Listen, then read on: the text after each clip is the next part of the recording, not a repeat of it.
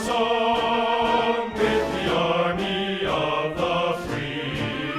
Count the brave, count the true, who have fought to victory.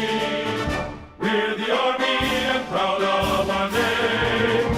We're the army and proudly proclaim. Right? Because I'll tell you why. Think about what is on the other side that is being offered. Behind their de facto leader, Alexandria Ocasio-Cortez, what is it that they're offering the country? Let's think about it. Open borders, abolishing ICE, disrespecting our flag, calling our country garbage. Who can forget 40-week abortions and infanticide? Full government control of every aspect of your life, also known as socialism, ladies and gentlemen. It's very scary, but as our president said, America will never be a socialist country, ladies and gentlemen. That's not how we roll in the United States of America. That's not how we do it. We respect the sanctity of life, and we love. You can leave, right? We don't need you. It's okay. So in 2016, I came down to a rally in North Carolina with my father-in-law, and before I knew what had happened, he had put me in charge of winning our state, okay? Now, I got to thank all of you in this room because we won the state of North Carolina by 3.6% in 2016, folks. Thanks to all of you. But I need you again because you guys know the president, right? And 3.6% of winning is not going to cut it for him this next round. We got to up the ante on that. So I need everybody in this room to assure me, are we winning North Carolina in 2020 for Donald Trump?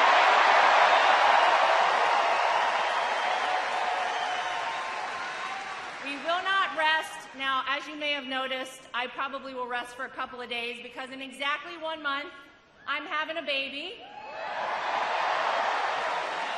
The Democrats are thrilled. There are more Trumps coming into this world. I can feel it. They're so excited.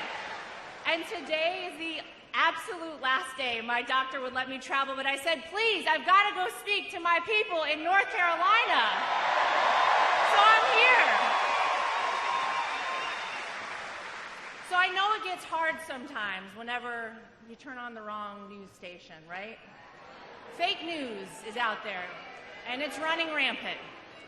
And it can be hard to be a Trump supporter because we get so tired of the attacks, of the 93% negative media coverage of our president, right?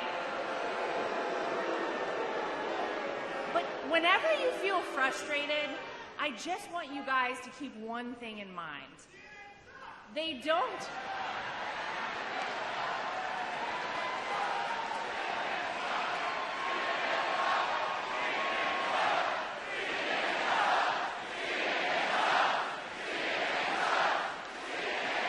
Well, be that as it may, here's what you guys need to remember. They won't try and stop a loser, ladies and gentlemen, but they will try and stop a winner. And they know, like we know, Donald Trump is winning again for the United States of America, right? And we're not tired of winning yet, are we? All right, guys, we have got to get this election in 2020 because we know what the other side is offering, and we know the prosperity under this president. And I don't know about you guys, but I cannot wait to talk about the fact that Donald Trump was our president for 8 long years in the White House. Thank you, North Carolina. I love you guys. God bless. To fight for the right and to build the nation's might, and the army goes rolling along. Proud of all we have done, fighting till the battle's won, and the army goes all right, folks, welcome. My name is Jen. I'm from Golden State Times. Sorry about that. I was just making sure that everything was good. All right, welcome, folks. President Trump rally in Greenville, North Carolina here. Make sure you guys please share this live stream on social media. And don't forget to click the thumbs up button, folks. That helps us out a lot. We need your help now more than ever, folks. As YouTube keeps censoring us and demonetization, all that stuff is rampant like always. But now it's just way worse than before. At least before, we would still get the normal amount of traffic coming into the channel, but now it just completely has flatlined. So we need your help now more than ever. Make sure you guys please share this live stream on social media, Facebook, Twitter, Gab, Reddit.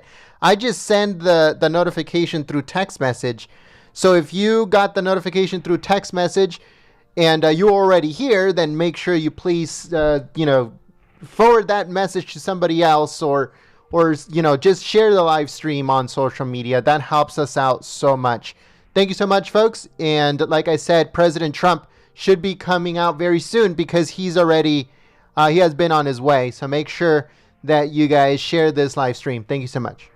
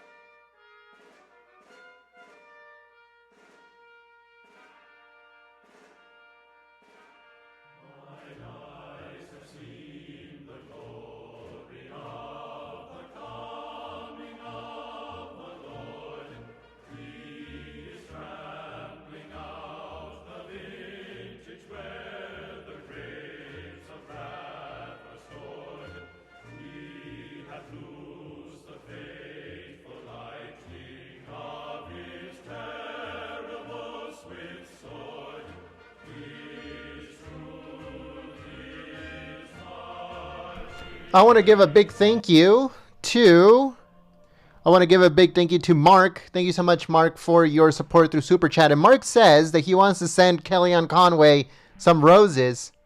That's pretty funny. Just give me a second here, folks, as we get everything ready to go. But it says that Mark says that he wants to send Kellyanne Conway some roses for being so great. That's awesome. That's awesome. I don't know if there's like a direct place to send stuff. I'm sure there's not, but I'll look into it. And Mark, if you want to email me at gent@goldenstatetimes.com, and maybe I can get an address for you and you can send them over to Kellyanne Conway, not to me. So just give me a second, folks, as we get some stuff ready to go here, and then we will have the footage right back. We're just fixing some stuff and getting some people out of the way, folks. So just give me a second here, and then we'll go on from there. Thank you so much.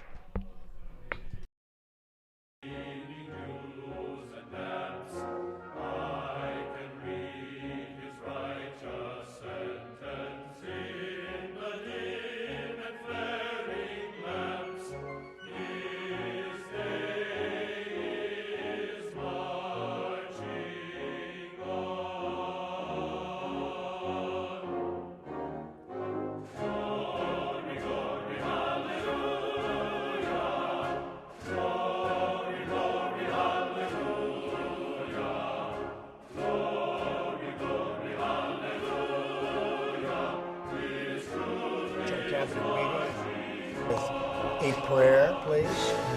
Rick Perry. This is a kind of put this all in perspective.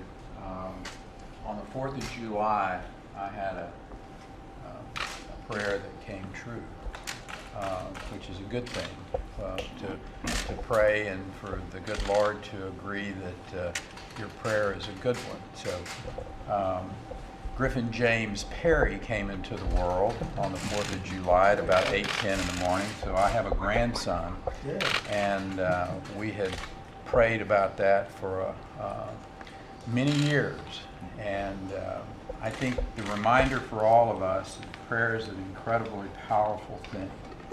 It's a great tonic. And as we interact with each other to keep all of us, our friends, our families, this country, in our prayers, every Wednesday morning there's a cabinet member Bible study that has been one of the great privileges for me in this administration to pray with the cabinet members. So this is an extension of that. So if you would bow your heads and join with me in asking the Lord to continue to bless this country.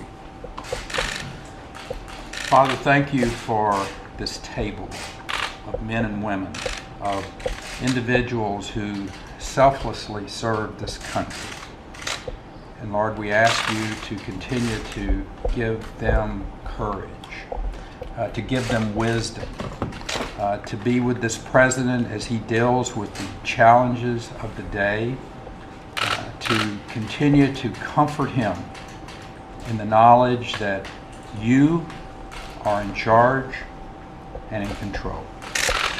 We thank you for your blessings, both in the personal way and in the larger issues of this world that we live in, that we've been given the privilege to serve. We ask you to continue to keep our young men and women who defend our freedom safe and bring them home soon. And Father, we ask you again to keep this president safe and to give him wisdom. In your most holy name we pray. Amen. That's very good. Thank you, Joe Richard. Well done. Well done. Thank you all for being here. Our cabinet meeting. We have them quite often, and they really produce results. We're producing results. I don't think any administration ever in 2.5 years, the first 2.5 years certainly, has produced the results that we've produced. We have the strongest stock market in the history of our country. By the way, just in walking in, we just set a new record, just went up today. We had a new record was set. The Dow Jones went over 27,000 for the first time ever. It went over 26,000 for the first time ever and 25,000 for the first time ever. So we've set it. I think we're over 100 since election. We're over 100 times that we've set a new stock market record. And to me, that's not just a record, that means jobs. It's all about jobs. It's jobs for this country. We're bringing in many, many countries. They're coming in. They're coming in at a level that we haven't seen for decades. Car companies are coming in, Japanese car companies in particular, although Germany called to say that they're going to be announcing some very big movement with respect to a certain company that I've demanded has to come, because they sell us a lot of cars, but they make them in other places. We want to make them in the United States. But Japan has 12 different companies building plants in Michigan, in Ohio, in North Carolina, in Pennsylvania. One's going to be announced in Florida. We are doing things that nobody thought were possible. I wouldn't have even said them, frankly, during the campaign, because nobody would have been able to believe them. Nobody would have believed them. Our unemployment numbers are historic in the sense that we've never had better numbers. African American have the best numbers in the history of our country. Hispanic American, best unemployment numbers in the history of our country. Women, 75 years. Asian Americans, best in the history of our country. We have the best overall unemployment, the best in 51 years, and very soon that will be historic, meaning the history of our country. We keep going the way we're going, and should be fairly soon. So things are happening that we wouldn't have believed happening or could happen. The border, we're working very hard with everybody, the Attorney General. We're doing everything we can do without getting Congress to act, because the Democrats refuse to act. They refuse to do what they have to do and what they should do, and that's loopholes. We have loopholes that are so bad you can drive a truck through them.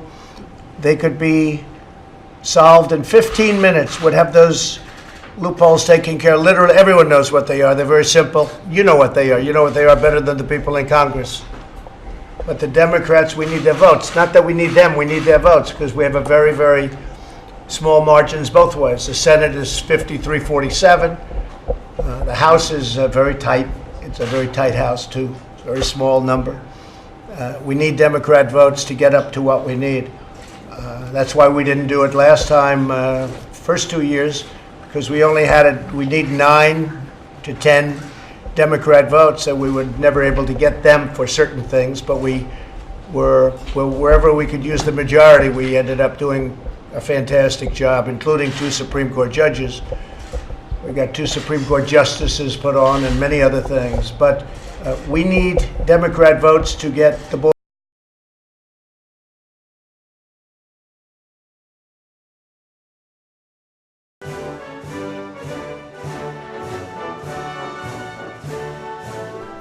All right, folks. So if you just joined us, make sure you guys please share this live stream. This is live footage from the Trump rally in Greenville, North Carolina. As you guys can see, people are starting to come in. It's pretty much filled up towards the back. There are some areas in the back and the others on the opposite side that are still being filled in. As you guys can see, there's a lot of people in the standing section of the rally. So this is in Greenville. This is in Greenville, North Carolina. We're just making sure that everything is running good, is running smoothly. So make sure you guys please share this live stream on social media as we get ready for President Trump. Border fully secured, fully taken care of. We're getting close. Mexico's been fantastic. We had a meeting with Mexico. For 45 years, people have been trying to get Mexico to do what they're doing now, and they weren't able to get it.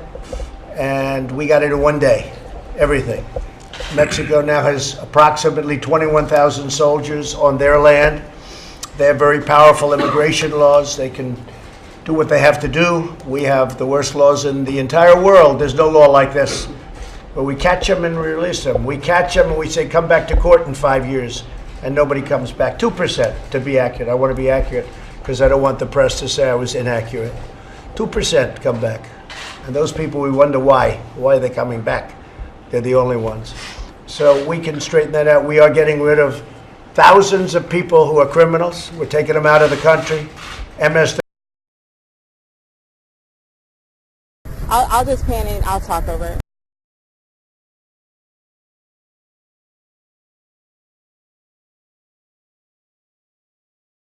$13 by the thousands, and they're going out quickly. We do it very professionally. We have papers on everybody we take out, all documented, all very legal. They come in illegally and they go out legally. So we've done a job. On Sunday there was a lot of activity, but you didn't even see it because it went very smoothly. The ICE folks and the people from Border Patrol, the job they do is they're heroes in so many ways. We have Border Patrol, though, being nurses and doctors and janitors, and I very much want to thank Vice President Pence for taking a whole delegation of people down to see the things that one of our very radical left Democrats call concentration camps. They're not concentration camps. They're really well run. They're very crowded in many cases. Actually, in the case of the children, they weren't crowded at all. People came back and they, even some of the news, which is shocking, frankly, said they were very well run, very clean, very nice for the children. We had an adult center of males. Many of these people were criminals. We're not letting them out. We can't let them out. And it was crowded, very crowded. And the best way they can solve that is don't come up. If you don't come up, you're not going to be crowded. We want to take people in legally. And we want to take them in, frankly, through merit. We want our companies to be helped. All these companies that are pouring into the United States because we're the hottest country in the world right now. Every time I meet a leader, a president, a prime minister, a king, a queen, they all say thank you and nice to meet you. It's wonderful. By the way, congratulations on your economy. What you've done is incredible. You read yesterday where China is down very substantially. They're having the worst year they've had in 27 years. I don't want to have them have bad years, but we made a deal and they broke the deal on me. The deal was done. It was practically done. It was just like a very short period of time we would have had it finished, and they broke the deal. They decided they didn't want to do the things that they had agreed to. So I said, that's all right. We put tariffs on 25% on $250 billion. It's obviously having a very negative effect. I don't want it to have a negative impact. Not having any impact on us other than positive, because China devalues their currency and they're pumping money into their system. Our people aren't paying for that. There's been no inflation. There's been no nothing. Frankly, if we ever got interest rates down where they should be, and if they weren't raised so fast, you would see another probably 10,000 points on the Dow. We're setting records. I don't want to act like it's like somebody gets a 99 on a test and they're complaining. I don't like that, but I'm going to complain because, frankly, we would have done even better had we had a Federal Reserve that didn't raise interest rates so quickly, and had we had a Federal Reserve, and there are many people on the Federal Reserve, you know, you have votes, it's called votes. But if we had a Federal Reserve that didn't do quantitative tightening, they did quantitative tightening, $50 billion a month, that's a lot of money. Now they're doing $25 billion a month. Whereas in Europe, they're pumping money into their system and they're lowering rates. In China, they're pumping money into their system and they're lowering rates very substantially. In Europe, the rates are almost zero. And in China, the rates are whatever President Xi wants. He's his own Fed.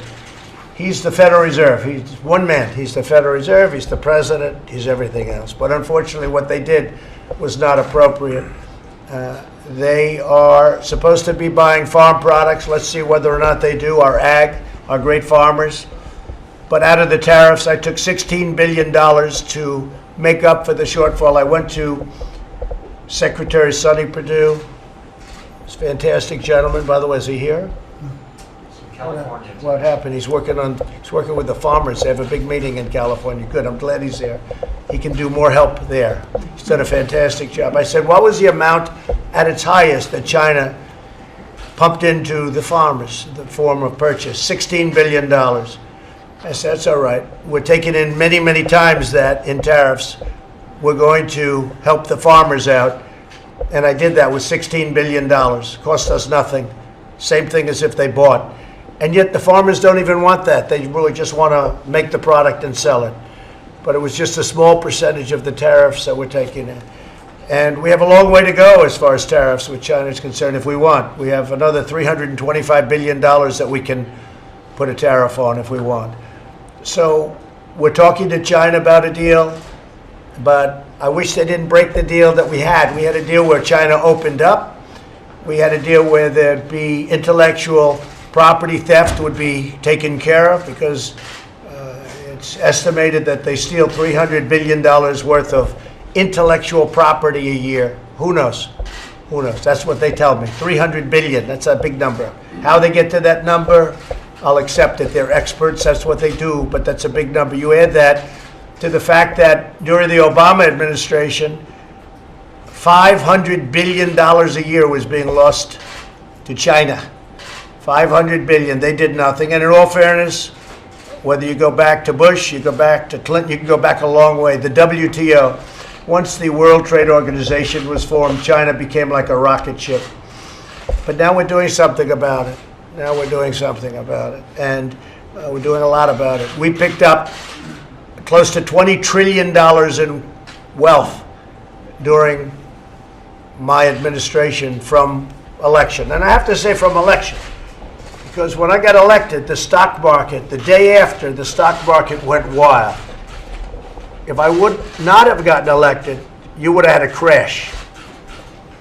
So I can't give Obama credit, President Obama credit, for the tremendous gain from the day I won till January 20th was when I took office. Because that was all attributed to the enthusiasm that we've caused and that we've had as a country. From the election till now, it's been extraordinary. We picked up $20 trillion. China's lost $20 trillion. If my opponent had won, China would right now be #1 in the world. Right now, we're #1 in the world by far. We're going to keep it that way.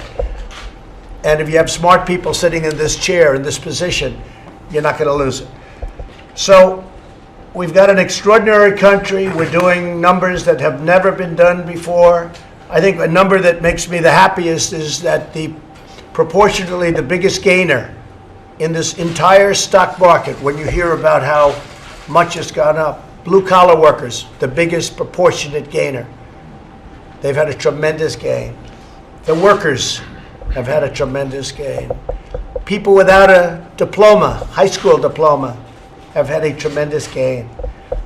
Our country's doing really, really well. Just to finish, 401ks. People have 401ks. Many of you have 401ks. Your 401ks are up 50%, 60%. Somebody told me 78%. People that were losing money all their lives are now doubling their income and doubling the money that they had in the bank is being doubled up. Their 401ks are going through the roof. And they're getting a lot of credit from their wives or husband, whichever one. Because the one that's doing it is saying, "You're a financial genius. Darling, I love you very much. First time in your life, I think you're a financial genius." And it would have been just the opposite had the opponent. This country was set for a big fall. Had we not come in and cut regulations immediately and let our country breathe, whether it's the pipelines that we approved on almost day one or LNG plants. I just left Louisiana, cut a ribbon for a $10 billion LNG plant. That's so incredible. People wouldn't believe it. It was many, many years trying to get permits. They couldn't get the permits. But we got the permits, and we got them very rapidly. And that was a great thing. Great thing. You know the plant I'm talking about, Rick. And we have about 6 of them now under consideration. We hadn't built one in 40 years. 40 years. We didn't build plants like that. So our country is doing things that nobody thought would even be possible. We're doing incredibly well. I'd like to start off, and if you'd like to stay for this, you can. Ben Carson's going to say a few words about HUD. And then I think Jared is going to talk a little bit about immigration and some of our plans for immigration. And then we're going to go around the table, and if the press wants to stay, you can. If you'd like to leave, it's like I said the other day, I don't mind. You want to leave? That's your option. You can leave anytime you want. Okay? Please, Ben. Well, thank you, Mr. President. And just before I talk a little bit about what's going on, I just want to thank you for your incredible courage and stamina and resilience with unwithering criticism, unfair criticism all the time. And I would just sort of sum it up by saying, would you rather have a non-politician whose speech is unfiltered, who gets a lot of stuff done, or somebody with a silver tongue who gets nothing done? But I thought I had a silver. I've heard that so often. I always thought I had a silver. But I agree with you. But you know, as I told you before, I think God is using you. Thank you very much. Appreciate You that. have said that, and I appreciate it. Thank you, Bill. Now, once again, you know, promises made are promises kept. You said in the inaugural address that the forgotten men and women of this country would be forgotten no longer. And last December, you took the extraordinary act of establishing a White House Opportunity and Revitalization Council. And I'm privileged to chair that. We have with us Scott Turner, who is serving as our executive director also. And thanks in part to the work of the Revitalization Council, Opportunity Zones are delivering an incredible dose of energy and optimism and investment into some of our nation's most economically distressed neighborhoods. And we're proud to report a great success, this council's prescription for prosperity. I have to throw in a medical thing there. Now, Opportunity Zones are home to approximately 35 million Americans, about 10% of our population. 1 in 3 of them live in poverty. And this prescription indeed requires the coordinated efforts of all of the council members, all the agencies, and I want to thank all of my fellow agency heads for the tremendous help that they provided in getting this done. With unemployment opportunity zones sitting near twice the national average, unemployment opportunity zones, forgotten families are just the people that you've been targeting. And over the past year, property sale prices in opportunity zones have increased by 20%, which is about double the appreciation rate for eligible non-selected areas. So what does that mean? That obviously means that those people who live there and who own that property are benefiting significantly, even though a lot of people say you're not getting any benefits. They are getting benefits. And a massive pool of capital is preparing to revitalize these areas with community and business development. And less than 2 years ago, Secretary Mnuchin predicted that these opportunity zones would draw about $100 billion, and a lot of the pundits said that was way too optimistic. But today, like so many other milestones this administration has surpassed, we're already approaching extraordinary figures. For example, last month, the National Council of State Housing Agencies announced that its Opportunity Zone Fund Directory has expanded to nearly $29 billion in anticipated investment. But I might add that opportunity zones for the media, it's one of the hottest things anyone's ever done with respect to inner cities and with respect to minorities. It is working out far beyond anybody's expectation. I don't think it's been written about very much, but I'm not that surprised at that. But the opportunity zones are an incredible thing, and if you want to do something, you should write about them, because what's happened, the employment, the investment, people are investing that would have never invested in these locations in a million years, and they're investing a lot of money. It has absolutely been, you could talk about the number of sites, the number of cities. What's happened with opportunity zones is somewhat of a miracle. Nobody in their wildest imagination thought this could happen. That's right. And to add on to that, we've getting a lot of positive reports, from government officials across the country about the investors in opportunity zones, and then how it's unstoking unprecedented interest in these underserved communities. In fact, last week I was in Salt Lake City, and a big multi-family dwelling is going up with a concentration on people with autism and a center for helping autistic people to get back into the workforce. They were able to do that because of the completion of the gap funding through an opportunity zone fund. And public officials from both sides of the political aisle are united in trying to maximize the impact of the program. The governor of Maryland, Hogan, is spending $56.6 million for training programs to supercharge the opportunity zones. In Mississippi, Governor Phil Bryant has approved a special opportunity zone cycle as part of the low-income housing tax credit program offered to the Mississippi Home Corporation. In Michigan, the governor, Gretchen Whitmer, has issued an executive directive that focuses state procurement practices on businesses located within opportunity zones. And the list goes on and on.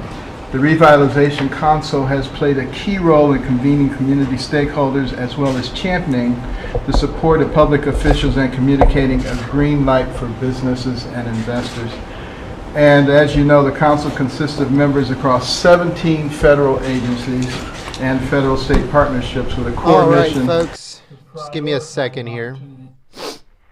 All right, so we do have footage from inside the venue where President Trump is going to deliver his speech in just a little while. We're switching it over right now. So make sure you guys please share this live stream on social media, Facebook, Twitter, Gab, Reddit.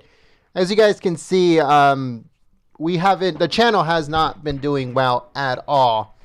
And I don't know if it's because the algorithm changes of YouTube. I don't know if it's because they're shadow banning us. I do not know, but it just happened from one day to another. So we're not asking for a lot. All we ask for is that if you guys can please share this live stream on social media.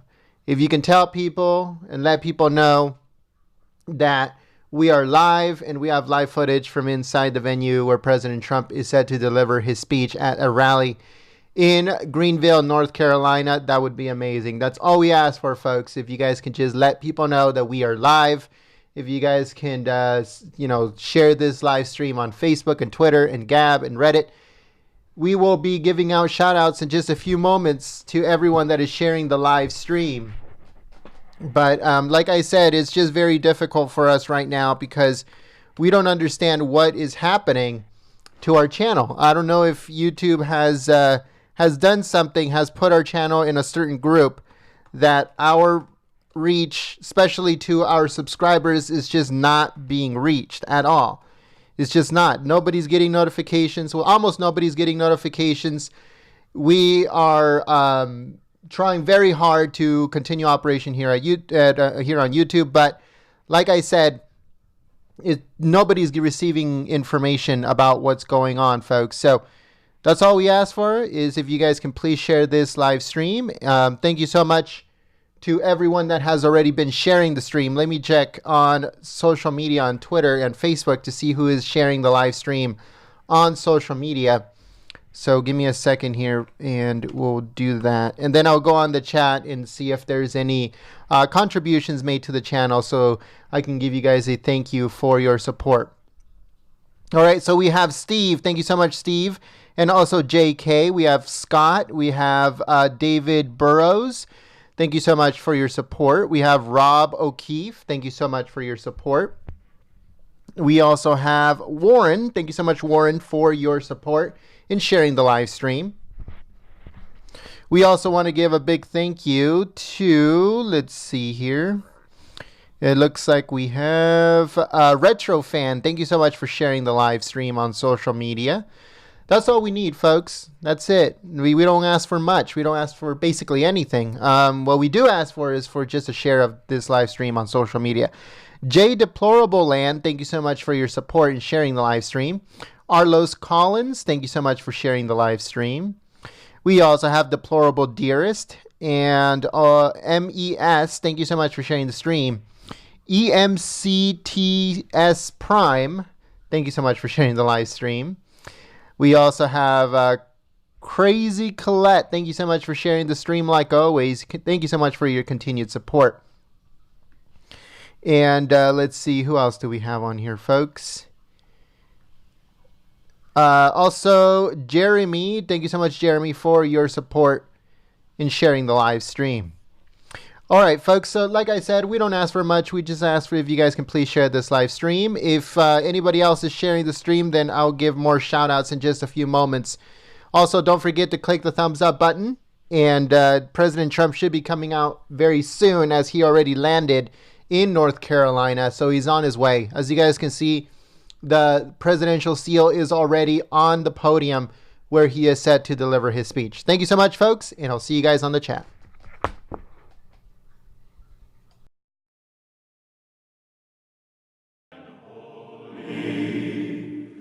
Let us try to make men free, while God is marching on. Glory, glory, hallelujah. Glory, glory, hallelujah. Glory, glory,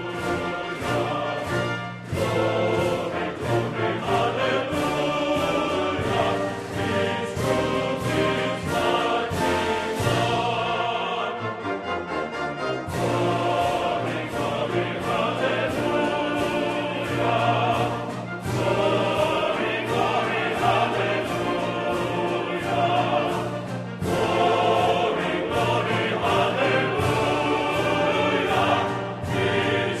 truth is All right, folks, thank you very much for your support. We're going to be starting off here with Cannabis Cuisine. Thank you so much for your support through Super Chat. Also, Steve, thank you so much, Steve, for your support through Super Chat.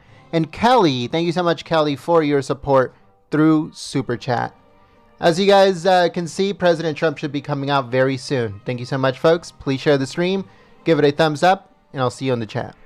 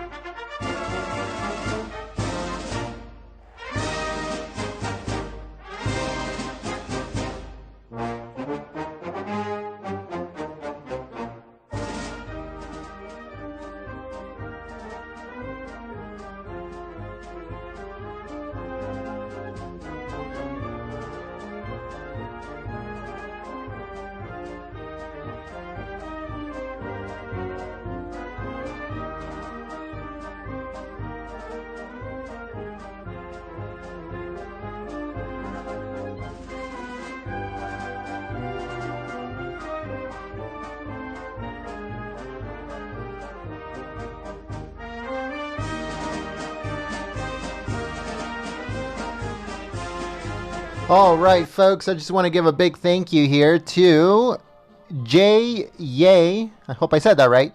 Thank you so much for your support through Super Chat. And also, one of these not like the other. Thank you so much for your support through Super Chat.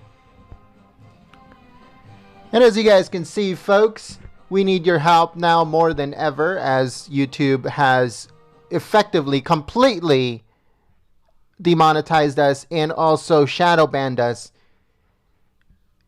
As of right now, we're live for like what, almost 40 minutes now. At this time, you know, there will be a lot of Patriots. A lot of our subscribers will already be on the site and, you know, and pumped up about President Trump. But as you guys can see, YouTube is just completely has taken our channel off of search. And it's pretty frustrating, folks. Because, like I was saying the other day, I don't know if you guys remember me talking about this the other day at another live stream. So, you know how if CNN doesn't have any ratings, not much people watch their stuff on TV, everybody gets happy because if they have no views, they will go bankrupt and they will go away. That's just the way it is. So, the same exact thing is happening to us. If nobody watches our live streams, or if our numbers are low, we cease to exist. We cannot function unless we get people to watch our live streams. I'm not complaining. I'm just letting you guys know the situation that we're in right now.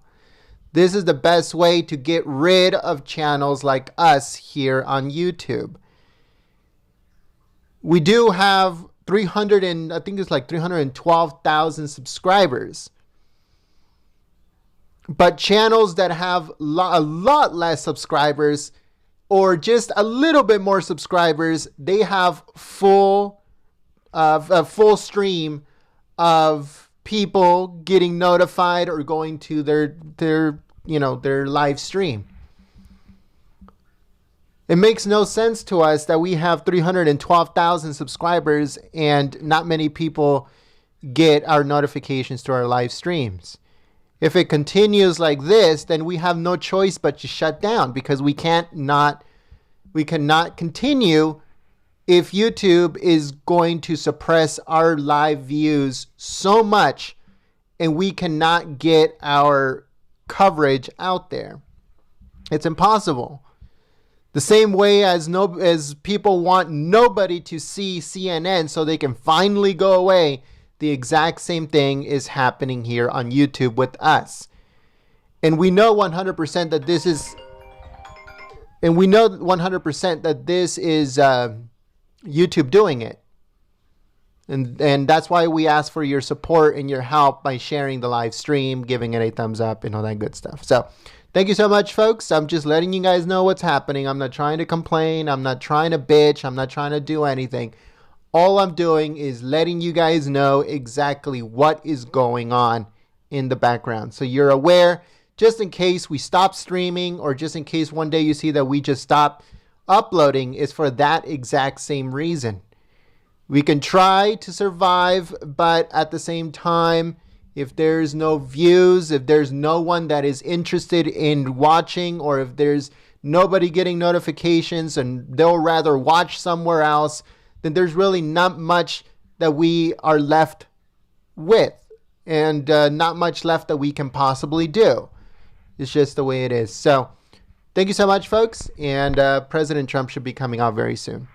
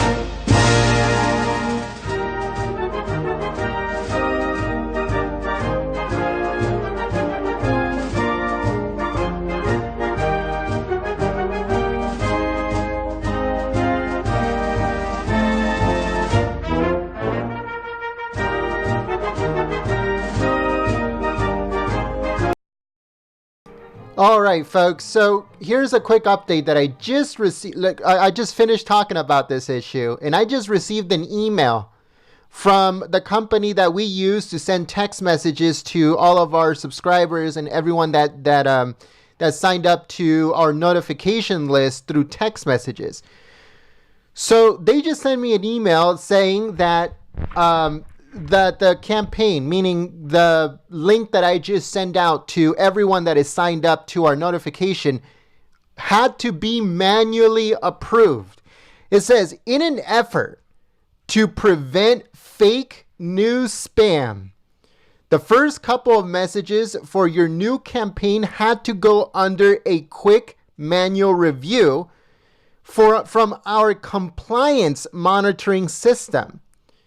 It says, your campaign was blocked but now approved. If you scheduled it to be sent later, it will be sent at the time that you selected.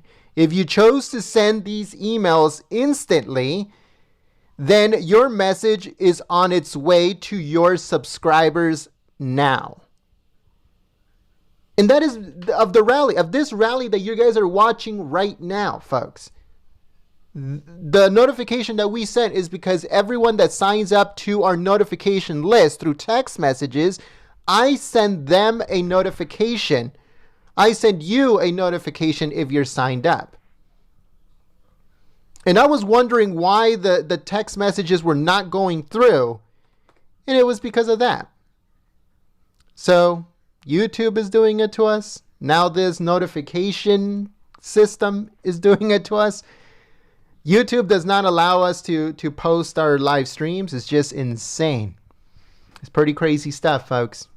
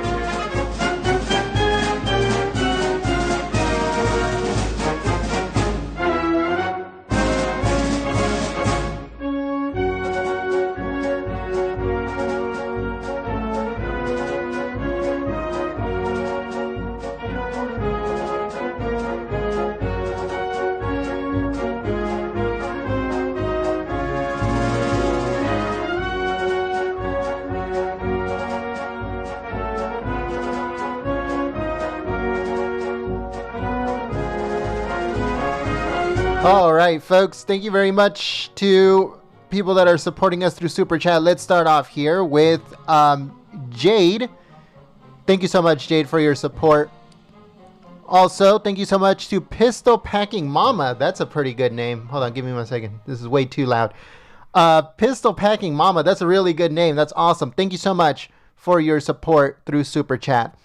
Magnus, thank you so much for your support through Super Chat. And we would like to welcome a new member, B. Neal. Thank you so much for your support, believing in Golden State Times, becoming a member, and supporting the free press. Thank you so much, folks. The president should be coming out very soon.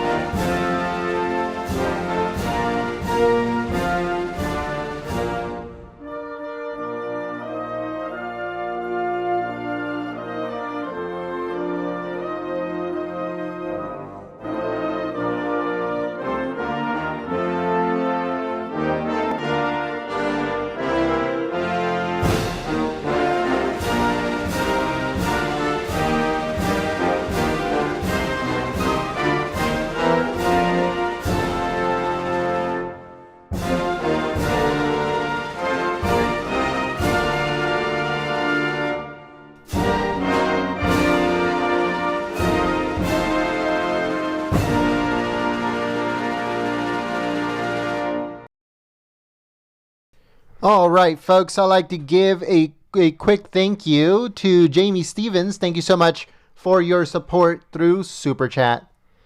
Also, folks, make sure that you guys click the thumbs up button. That helps out the channel immensely. So thank you so much for your support. If you haven't yet, please share this live stream on social media, Facebook, Twitter, Gab, Reddit, all of those social media sites. And don't forget to let people know that we are live and President Trump should be coming out very soon. Thank you so much.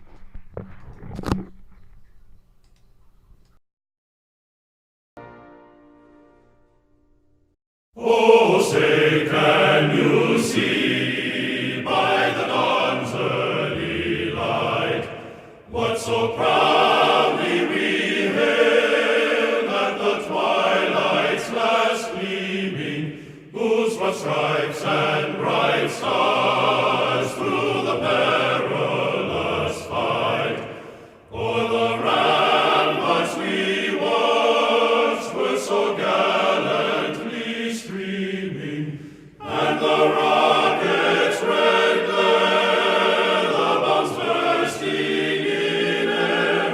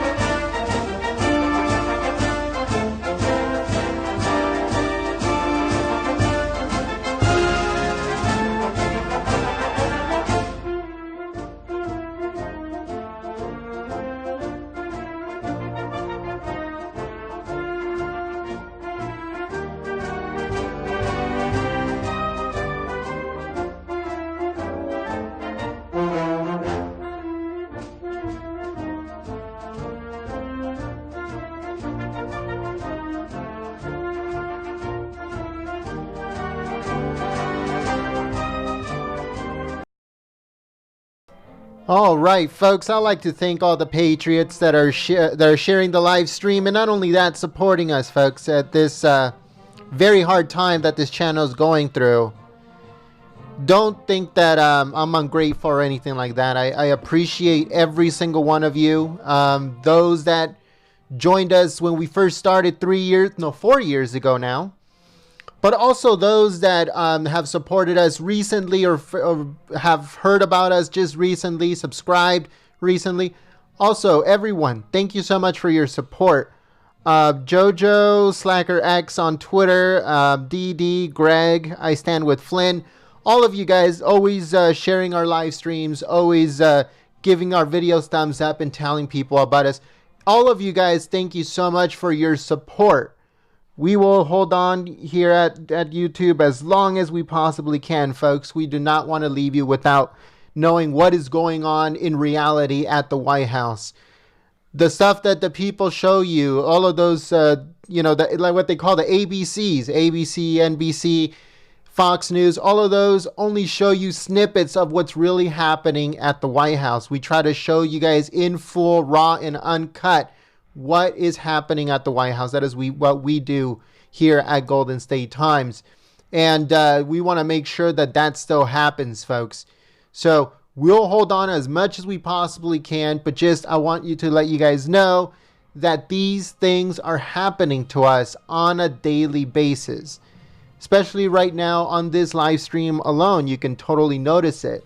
So that's all we're saying. So thank you so much to everyone that is sharing the live stream, giving this live stream a thumbs up. Also, all those that are supporting us through Super Chat and also through membership, thank you so much for your support. And the president should be coming out very soon. I'll see you guys on the chat.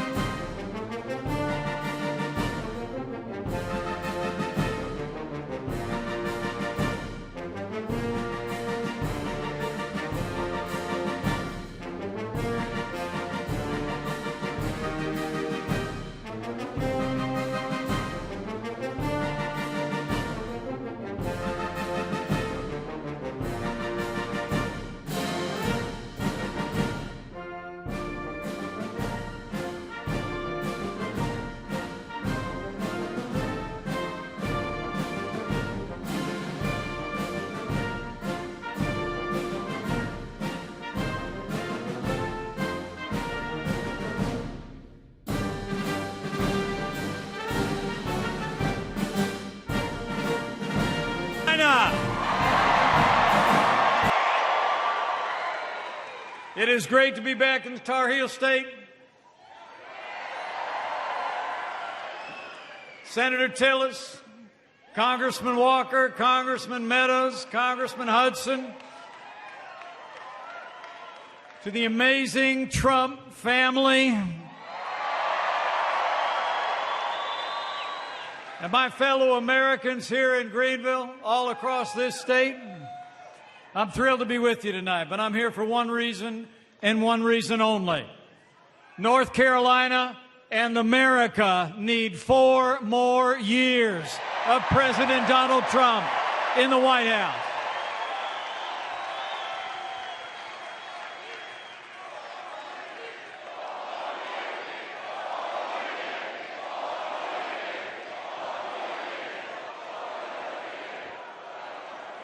It's on, everybody.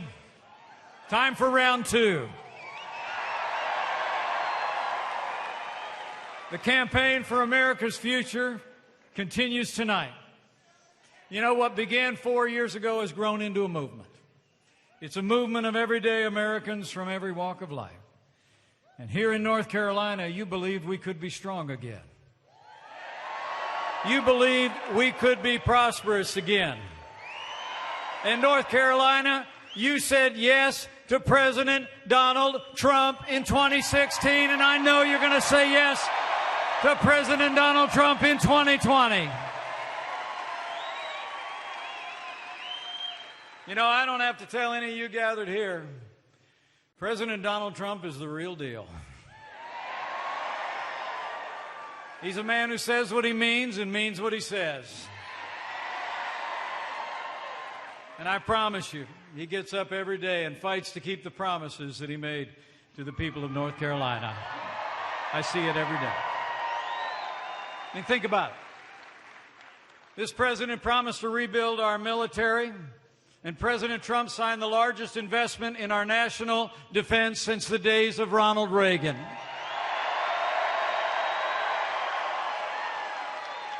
He promised to stand with our allies and stand up to our enemies.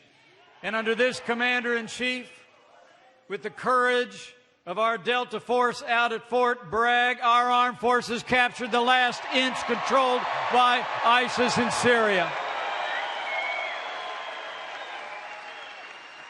And this president kept a promise that 4 of his predecessors in the White House broke when he moved the American embassy to Jerusalem, the capital of the state of Israel.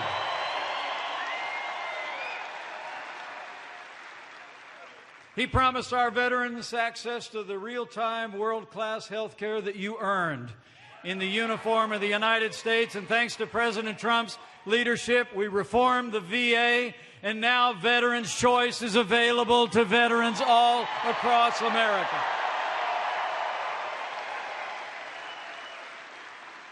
And this president promised to give the men and women of law enforcement the resources and the respect that they deserve every single day. And he's done it. And that includes the courageous men and women of Customs and Border Protection and ICE.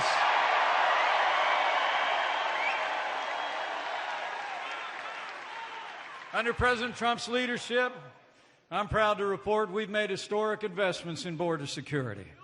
Thanks to his strong stand, Mexico's doing more than ever before, and apprehensions at our southern border are down by 28% in just the last few weeks, and we've already started to build that wall.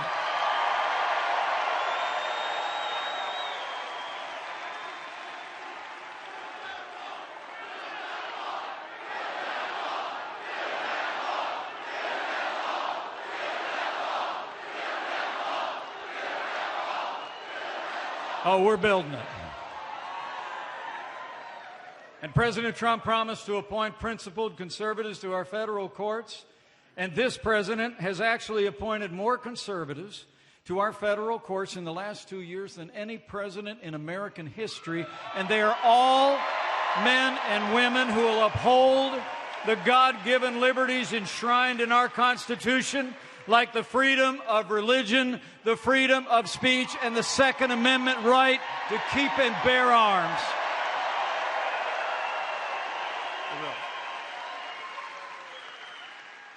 And while leading voices in the Democratic Party advocate late-term abortion and defend infanticide,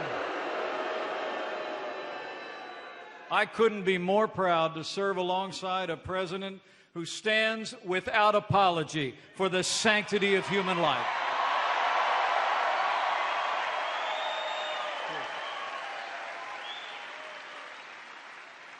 And beyond all of that, this president promised to revive the American economy, to roll back red tape, unleash American energy, and cut taxes. And President Donald Trump delivered 6 million new jobs since Election Day, and more Americans are working today than ever before in our nation's history. You know, the truth is, jobs are back. Confidence is back. In a word, North Carolina, America is back. That's what we call promises made and promises kept.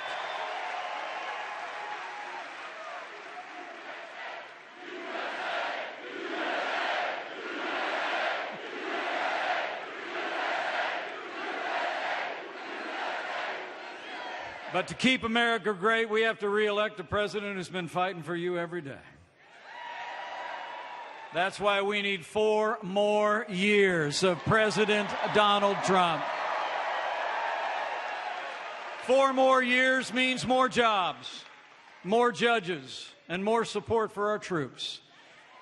And it's going to take at least 4 more years to drain that swamp.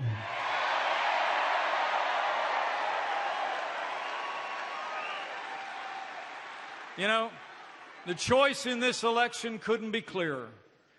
And the stakes couldn't be higher. Today we have a president who loves this country, who stands by our military and men and women in uniform at every level. He never quits. He never backs down. He believes in you and he fights for you every day. It's true. The other party is increasingly led by left-wing liberals who ridicule this country,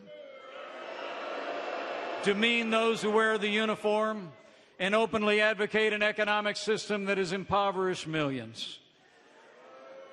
Well, the people of North Carolina know it was freedom, not socialism, that made America the strongest and most prosperous nation in the history of the world.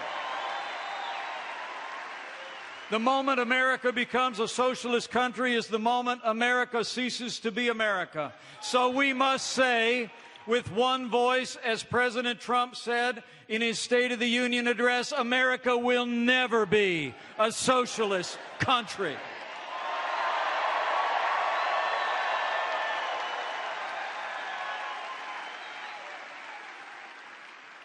You know, I'm here because I stand with President Donald Trump, just like all of you. When this president stands up for American jobs and American workers, I stand with President Trump. When this president stands up for faith and freedom and the American flag, I stand with President Trump.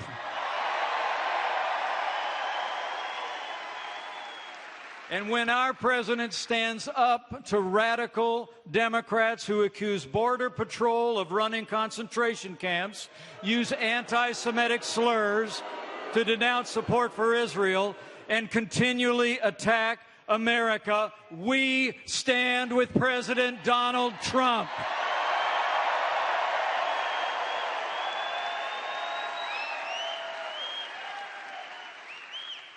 So our message to the people of North Carolina is this, and carry this message out from here tonight. If you're doing better than you were 3 years ago, join us. If your values are being better defended, join us.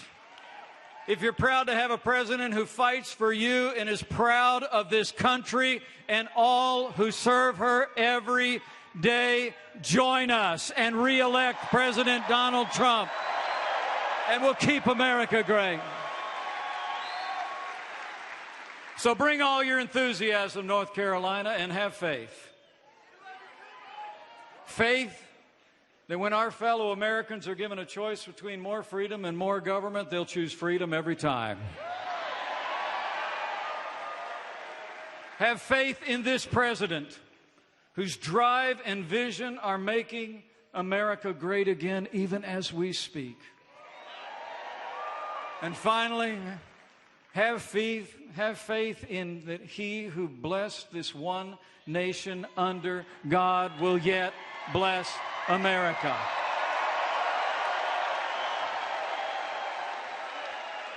And I know with your support and your energy over the next 15 months, we'll re-elect this president. We'll elect Republican majorities in Washington, D.C. And with President Donald Trump in the White House, with strong conservative leaders at every level here in North Carolina, and with God's help, we'll make America and North Carolina safer than ever before. We'll make America and North Carolina more prosperous than ever before. And this president will make America greater than ever before. So now it is my high honor and distinct privilege to introduce to you my friend and the 45th President of the United States of America, President Donald Trump. And I'm proud to be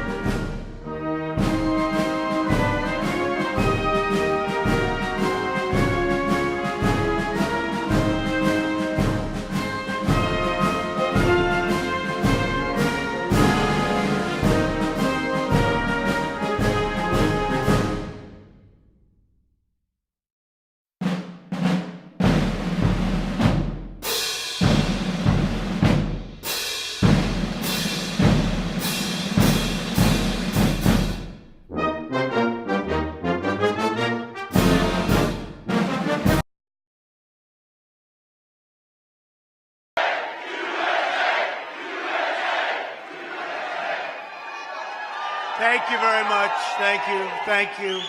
Thank you to Greenville, North Carolina. I want to thank you. And to Mike Pence. Done a great job. Great Vice President. Thank you, Mike. And we have all night. We can have a lot of fun tonight. I have nothing to do. Nothing. Nothing. We We have nothing to do but make our country great again, and that's happening fast. It's wonderful to be back in this beautiful state with thousands of hardworking North Carolina Patriots, and thank you for your support. And thank you for that very big victory we had 3 years ago. Time is flying. You getting ready? Let's do it again, right? Let's do it again.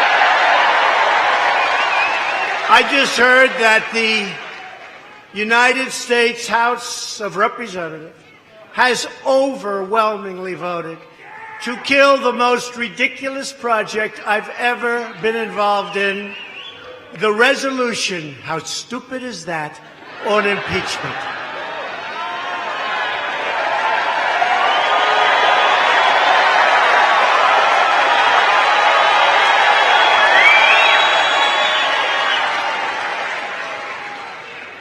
I want to thank those Democrats because many of them voted for us. The vote was a totally lopsided 332 to 95 to 1. 332 to 95. Think of it. We have the strongest economy in history, the lowest unemployment numbers ever. We've rebuilt the most powerful military. It was totally depleted when I took office, and now it's rebuilt. We passed the largest tax cuts and regulation cuts of any president or any administration in history. We took care of our great vets, including Veterans' Choice and Veterans' Accountability.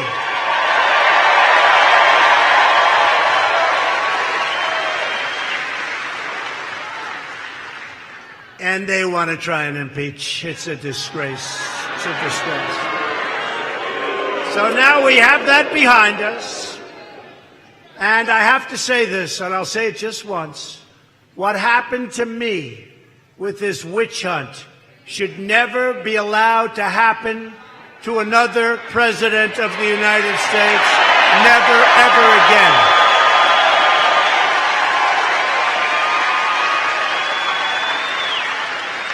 And I want to thank Republican leadership for what they've done for all of us by stopping that hoax, the Russian hoax, I call it.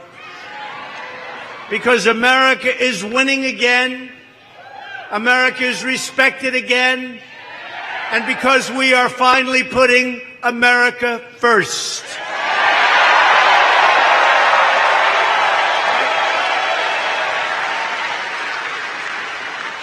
Our economic policy can be summed up in three very beautiful and simple words: jobs, jobs, jobs.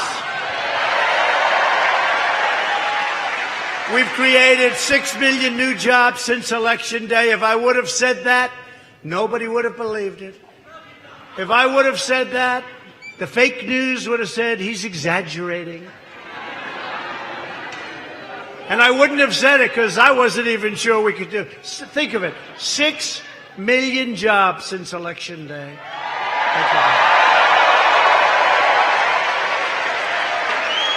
And by the way, North Carolina has had its best economic year in the history of your state.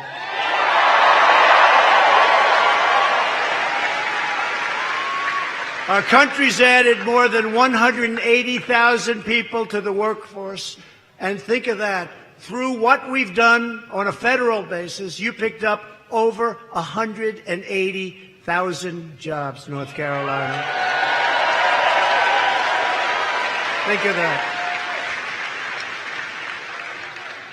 And you have your lowest unemployment rate. You have a lot of good things, but let's not talk too much about North Carolina. Let's win this election nationwide.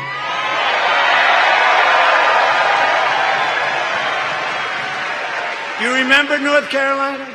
That was going to be the Clinton firewall. She spent a fortune here, and I kept coming in and coming out. They called it earned media. I earned it. I kept coming in and coming out. And every time I left, I said, I don't think we're losing North Carolina. You know what? I was right. We won it. We won it easily. We won it easily.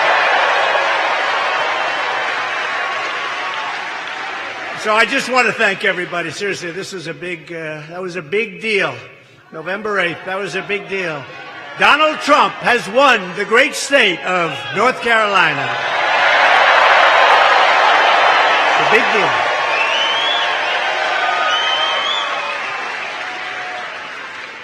That was when you started to see the folks at a certain other convention. Beautiful looking place.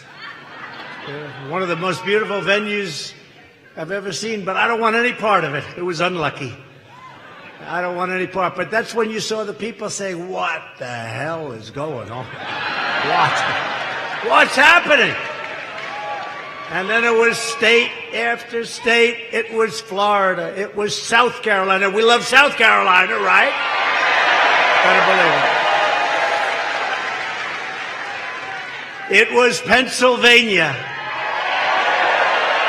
Remember, they wouldn't announce the numbers in Pennsylvania. So there was 1% of the vote remaining. If I lost every one of those votes, we still win by a lot. And they wouldn't announce it. They wouldn't announce it. And then we won the great state of Wisconsin. First time in many, many decades that a Republican won. And then we had a surprise, but not a surprise to us, because we're bringing back the auto industry, brought so much back, to the great state of Michigan. That was a shocker. Remember that? You remember a certain hand on that beautiful board. And they said, you know, this board is getting awfully red. That's Republican. There's a lot of red up there.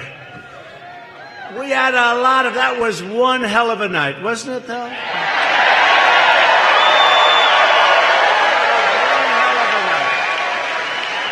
I think it was maybe, you know, there are those that say one of the most extraordinary and exciting evenings in the history of television and the history of anything.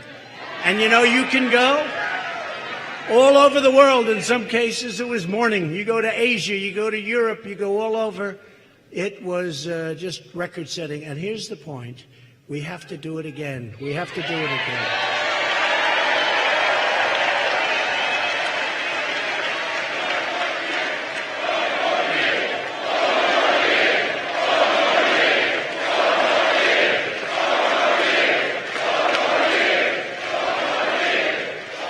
And the reason we have to, not only to do new things, which we will, and, you know, statutorily, and we had all sorts of artificial witch hunts over our head. Can you imagine if we didn't have to go through that hoax? I don't know that we would have done any better. To be honest with you, I think we've done more in 2.5 years than any president ever. First 2.5 years.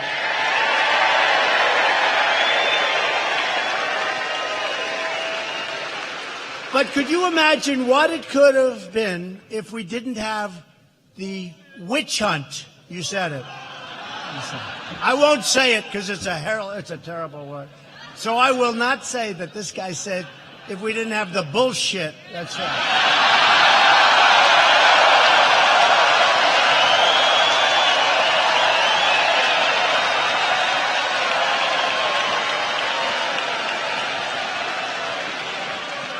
No, could you imagine if we didn't have the time wasted, the time and everything?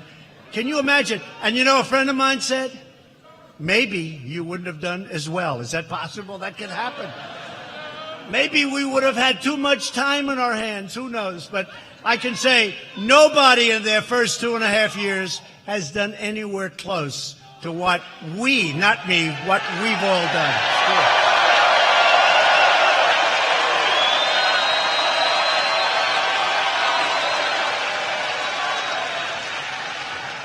So the unemployment rate among African Americans is the lowest in the history of our country.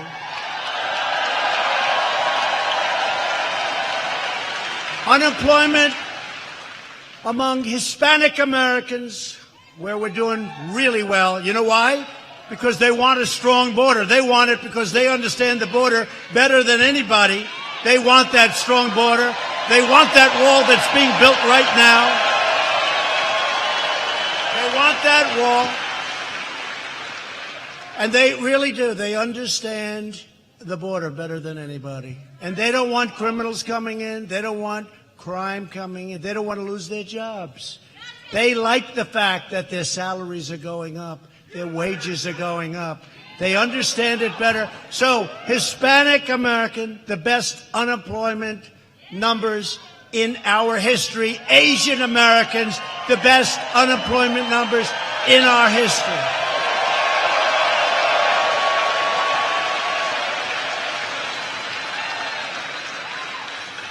And likewise, women, 74 years. So I'm sorry, women, I let you down. It's not in our history, but we're going to be there very soon. We're going to be there very soon. Women are doing incredibly, and women, the men are going to get angry. Sorry, men. Whoa! Look at all those signs. Women for Trump. Wow, thank you. It's a lot of signs. Do you remember last election? Donald Trump will never, ever get the women. Then we got this tremendous number of women.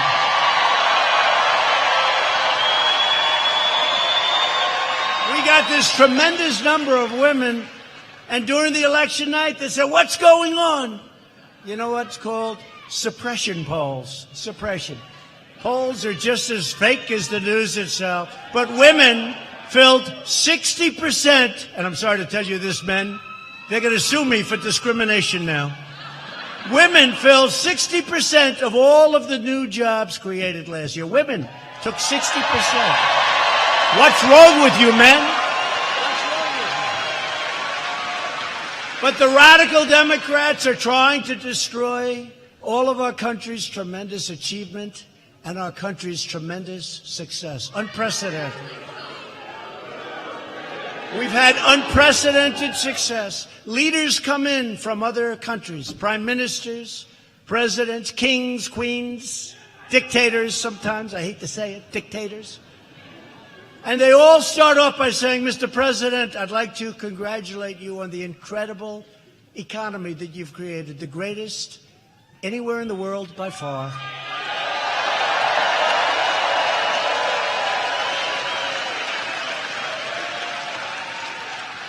And sadly, China, who I have a very good relationship with President Xi, I really like him, but China has had, yesterday was announced, the worst year in 27 years. And we've had the best. And if our opponent ever got into office, instead of being up 62%, instead of those 401ks of yours being up 60, 70, 80, 90%, crash. Big crash. You would have had a crash the likes of which we have never seen before if they got in office. Because we freed up our country, we freed up our economy, especially with regulation cuts, but also with those big, beautiful tax cuts. We freed it up.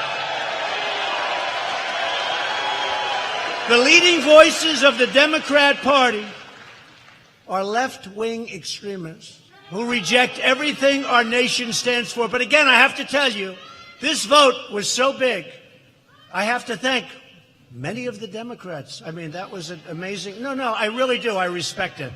I really do. That was a slaughter. But many of those people that voted for us this afternoon, in somewhat of a sneak attack, a real sneak attack, many of those people that voted for us were Democrats, and I want to thank them because they did the right thing for our country.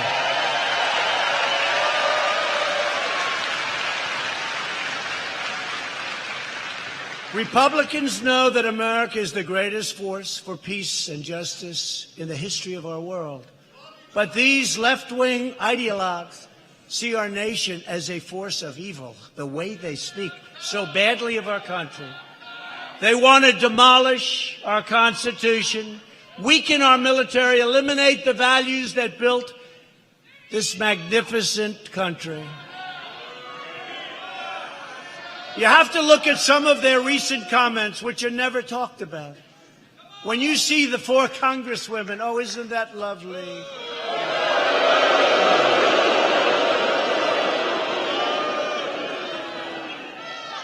I'll give you just a couple. I have pages and pages. but we don't want to bore you. We don't want to go too long. But we have to give a couple, because that's the great thing about live television. They can't cut it.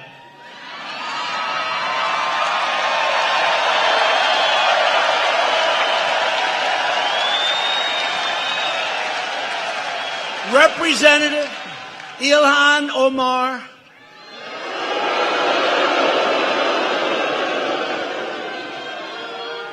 Of a really great state. I almost won for the first time in decades and decades, Minnesota. Great state.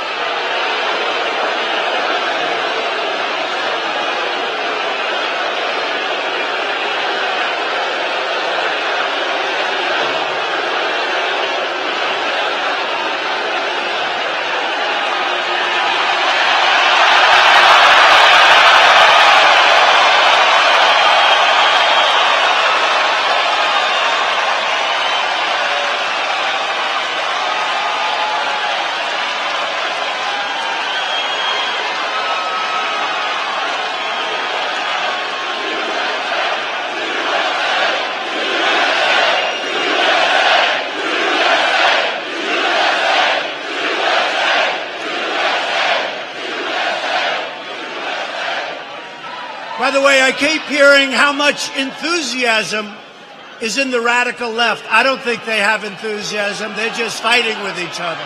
We have all of the enthusiasm.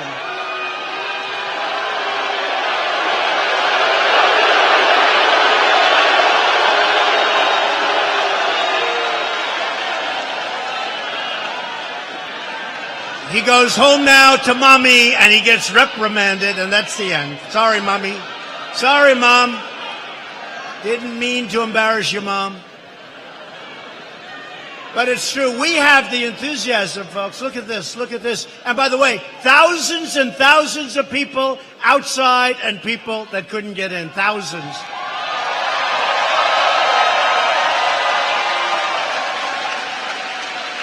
We've got all the enthusiasm. They're fighting each other. They've gone so far left, nobody wants to even think about it.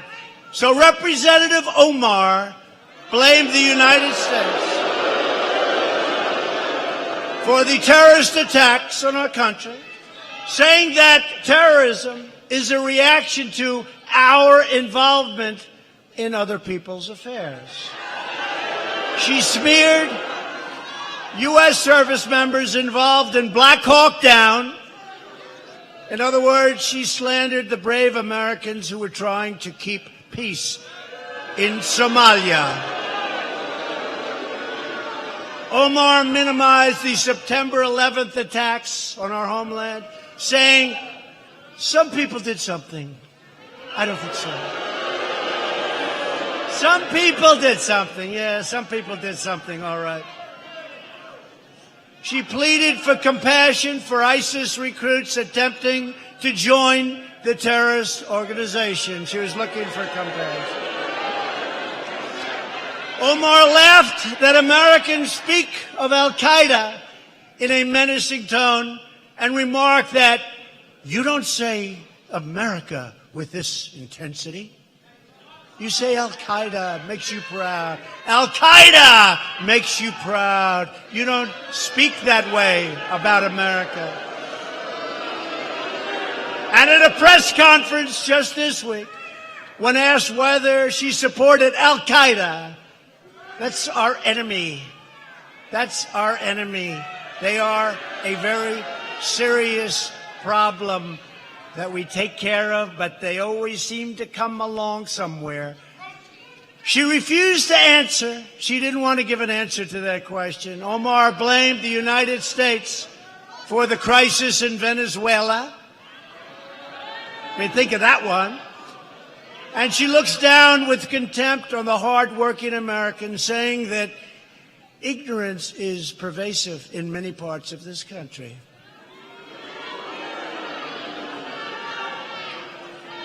And obviously and importantly, Omar has a history of launching vicious anti-Semitic screeds.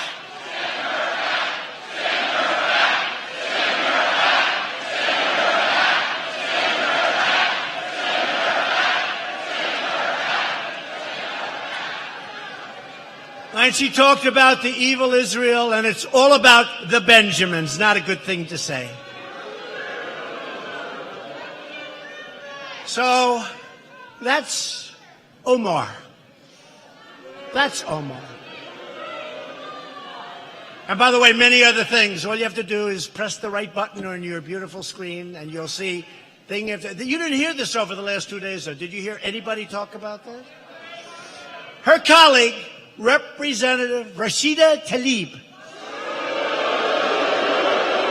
agreed with Omar's characterization of 9/11 and said that members of Congress who support Israel forgot what country they represent.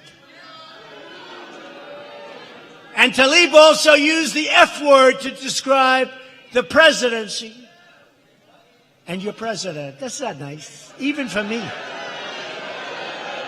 She was describing the president of the United States and the presidency with the big, fat, vicious, the way she said it, vicious F word. That's not somebody that loves our country. Representative Alexandria Ocasio-Cortez.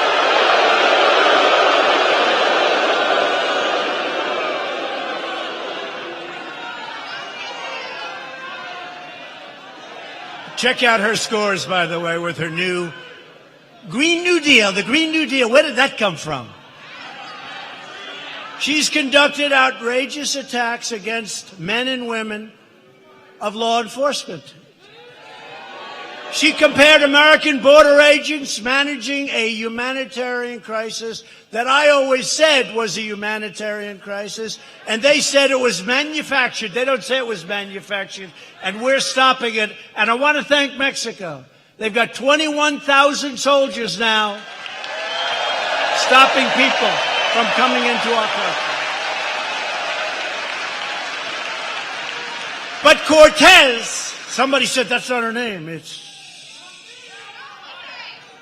They said, that's not her name, sir. I said, no. I don't have time to go with 3 different names. We'll call her Cortez. Too much time. Takes too much time. So Cortez also, she said, essentially, Nazis are running concentration camps. And when Mike Pence went down just a few days ago with members of Congress and the media, and you looked at those so-called horrible concentration camps, they said, wow, these places are clean. Wow, they have air conditioning. They have water.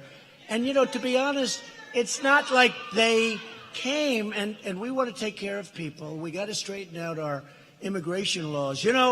In a very short period of time, if the Democrats would give us a few votes, we could solve the immigration problem, and it would be so great. It'd be so great.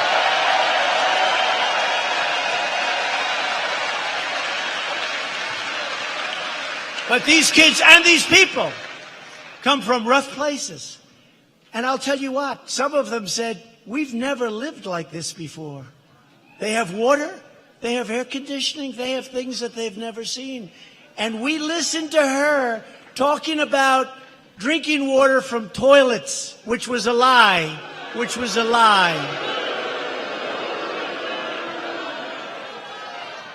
Cortez said that illegal immigrants are more American than any person who seeks to keep them out ever will be. Can you believe that? That's what she's saying.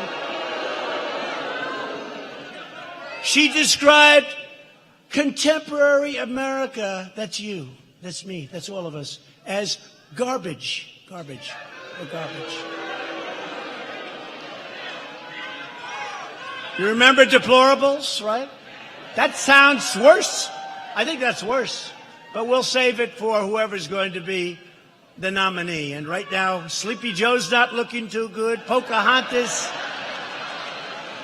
Pocahontas is gaining a little bit because we probably used the Pocahontas a little bit too early, but that's okay. We'll bring it out of retirement very soon.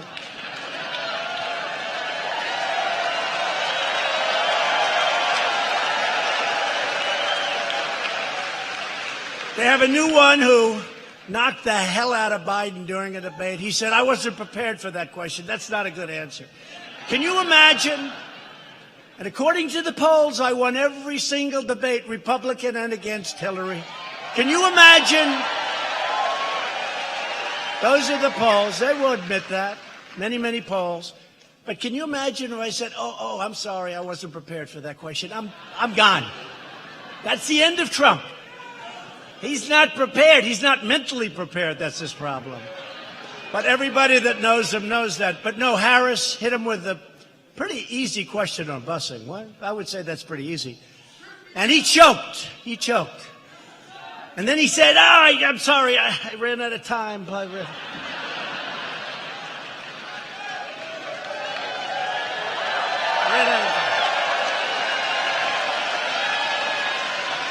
He ran out of time. And then you have a young guy, Buttigieg. They're saying how to say his name. Buttigieg. He's a beauty. He runs a failed city. His city is doing so badly. Mike Pence was the governor of that state. I said, how was he as the mayor? Mike is one of the nicest human beings you'll ever meet. He said,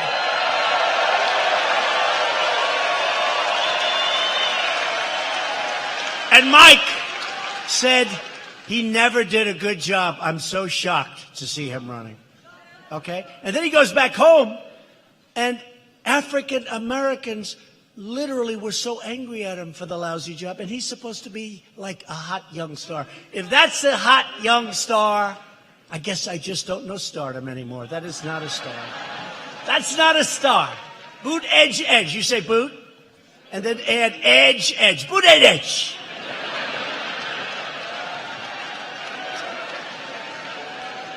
I don't see him dealing with President Xi of China. I don't see him meeting successfully with Kim Jong-un. I don't see him dealing, and nobody has been tougher with Russia than Donald Trump. I don't see him dealing with Vladimir Putin. And we have good relationships with them and many others. Except now we're no longer the suckers. Like with NATO, we protect Europe. We spend hundreds of billions of dollars, and they're not paying their fair share. So last year, I said, folks, sorry, you got to pay your fair share. 16 years it was going like this, the contribution. And now it's like a rocket ship. $100 billion.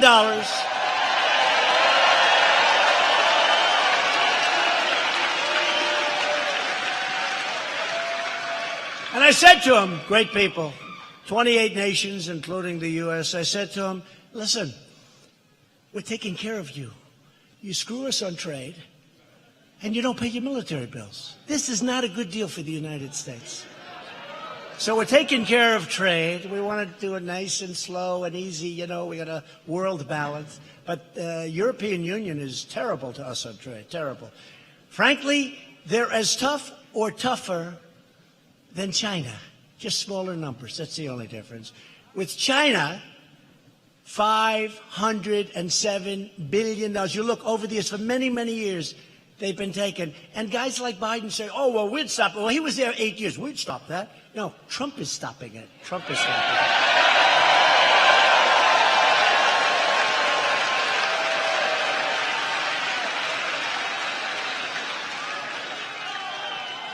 So Representative Ayanna Pressley,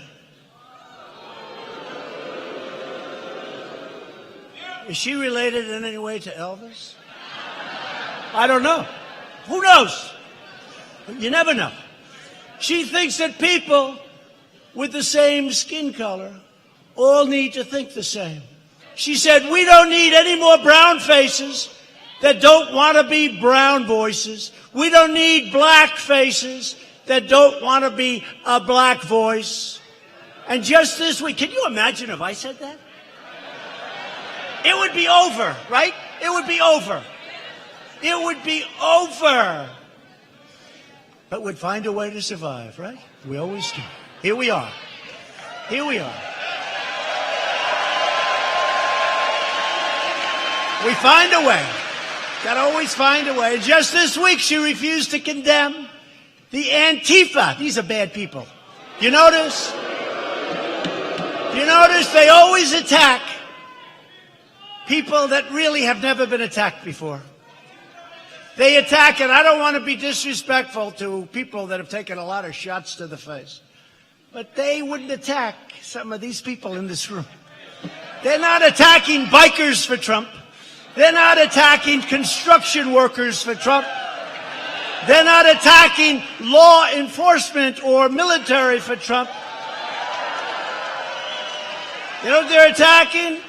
A single man standing there with a camera who never got hit and never hit back before in his life. They don't attack the people that we wish they attacked. That wouldn't be a pretty picture. That wouldn't look too good for them. But they don't. It's very, very sad. Antifa, these are bad people. These are sick, bad people. Remember that. These are bad people. These are bad people, Antifa. They don't get the bad press. The press doesn't want to talk to them. They are very evil. They're hitting people over the head with sticks. And I mean sticks. I mean bats even. They're whacking people with bats. They're very brave. They always show up with a mask and they're covered. Because then they go home to mom and dad. They don't want mom and dad to know where they were. But they always attack people that really can't defend themselves very well, right? They're not attacking this group. They're not attacking North Carolina.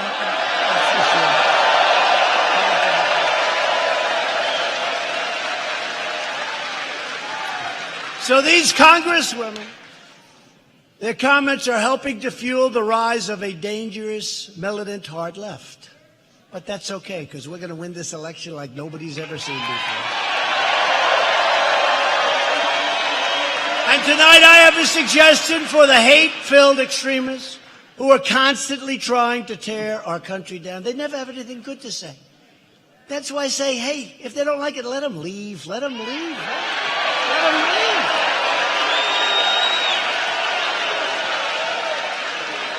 They're always telling us how to run it, how to do this, how to do that. You know what?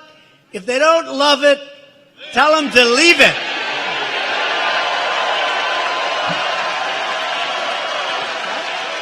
I don't know. And now watch, I'll go back tonight. Oh, sir, that was so controversial. Sir. No, I'm just saying it's their choice. They can come back when they want. But, you know, they don't love our country. I think in some cases they hate our country. And they're so angry. Even yesterday, they went on the stage. I said, let me watch this. And the anger, they were trying to be nice, but it's hard. It's hard for them to do that. The choice for every American has never been more clear. That's true. The Democrat agenda is anti-worker, anti-jobs, anti-citizen, anti-family, and anti-common sense.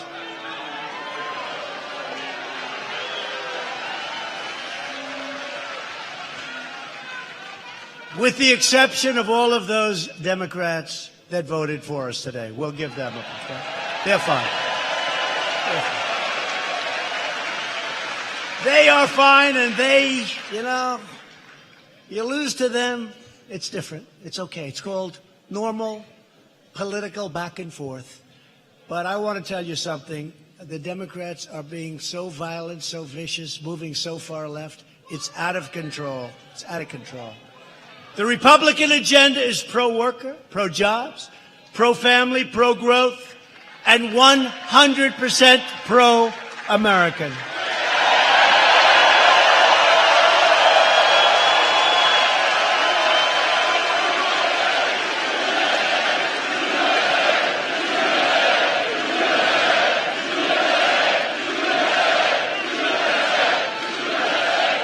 So we're thrilled tonight to be joined by several North Carolina Republican leaders, really great people. They've been so helpful to me, and they're doing an incredible job. Lieutenant Governor Dan Forest.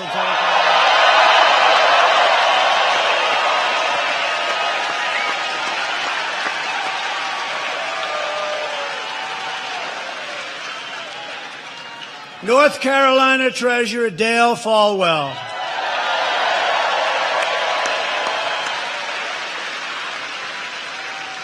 Greenville Mayor P.J. Connolly. I hear he does a good job. P.J. And North Carolina GOP Chair Michael Whatley.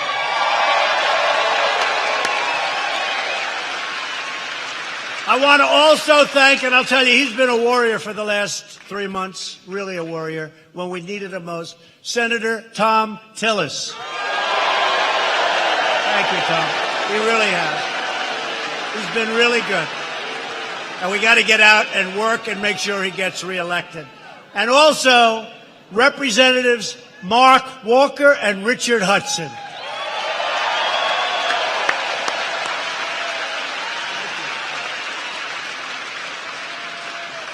And two friends of mine that decided, they had a choice.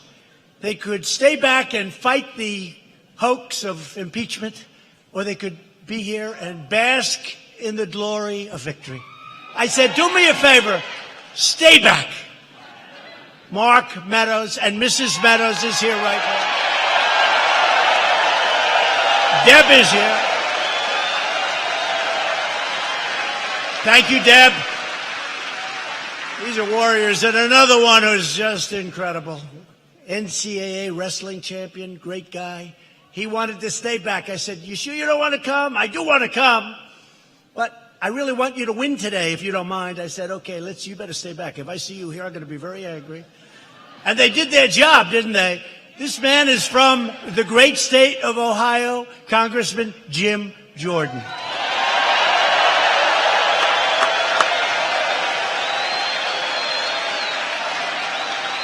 And we're going to do this quickly, but it's just important that you get out and vote. They're two great people. I want to introduce the next member of Congress from North Carolina's 3rd Congressional District. Just won a great race, Dr. Greg Murphy. Greg is a winner.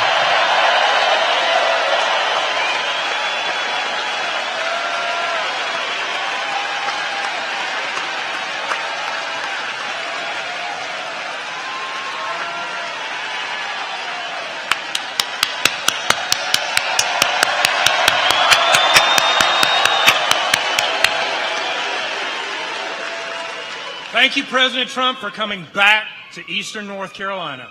This is Trump country. And I promise if elected your congressman, I will be a congressman that has our president's back. The third district is not going to elect another Pelosi congressman. It is not going to do that. So we thank him for coming to Eastern North Carolina, and we are here to support him. Thank you all.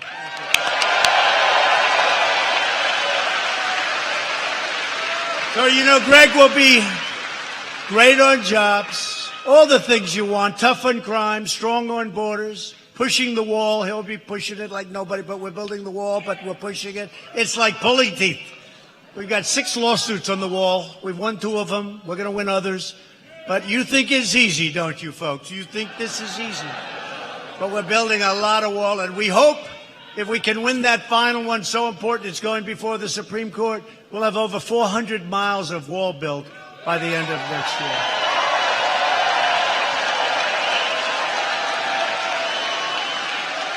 So go out, get Greg elected. Great victory, by the way. That was a great primary and a great victory. That same day, there's another crucial election in North Carolina's 9th. You know what, right? You know what we're talking about? 9th. I know it's not here, but it's very close, right? 9th Congressional District. The Democrat in the race is an ultra-liberal named Dan McCready. Wants to take away your guns. He wants to raise your taxes. He doesn't care about borders. He likes open borders. And he really admires socialism. I don't think that works too well in North Carolina. Doesn't work too well in our country. We're joined tonight by the Republican candidate who is really a special man, a great man. He's going to be a great, great congressman, Dan Bishop. Dan.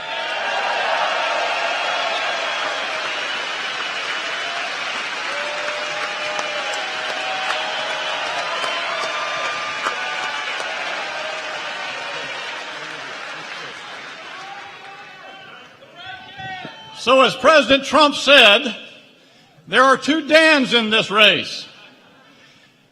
Dan McCready said that Donald Trump is the greatest threat to democracy ever and backed crooked Hillary. Dan McCready took money from Ilhan Omar.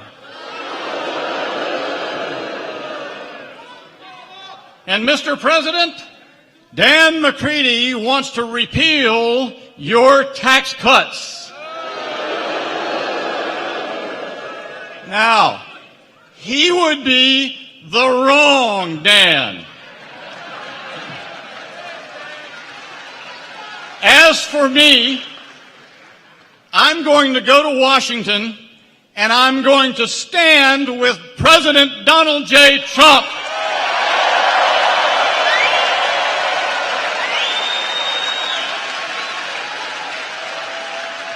And that makes me the right Dan.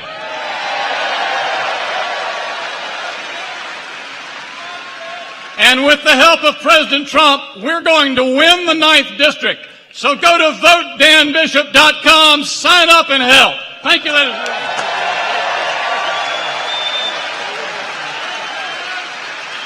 Thank you, Dan. Thank you, Dan. And he will indeed defend your values, your family, and he will always defend our Second Amendment. Unlike their opponents, they're really into destroying our Second Amendment. So everyone from the 9th District, go out and vote for Dan Bishop. Very special man. Two very, very special people. On the issue of everything, a lot of issues, Democrats have put the needs of foreign citizens far ahead of our own citizens. Nowhere in this world is there anything like what's happening with immigration, how bad it is. The Democrats' open border policies deplete our public services, overcrowd our schools and hospitals, and bring crime, drugs, and deadly gangs into our community. The Democrats want to spend more money on health care for an illegal immigrant than they do for a citizen of the United States. So, just 2 days ago, our Department of Justice charged 22 members of the savage, brutal, horrible gang MS-13 in California.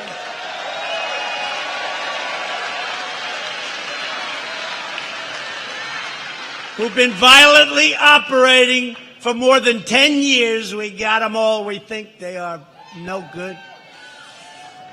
With conducting brutal medieval-style killings. You know what medieval style is? Okay? Little pieces, medieval style. Including the dismemberment of their victims. And they enjoyed every minute of it. These are sick people. When I called them animals, Nancy Pelosi said, how dare he use that name? These are human beings. I don't think they're human beings.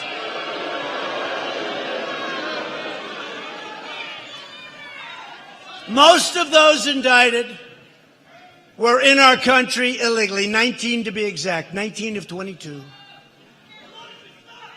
Think of that.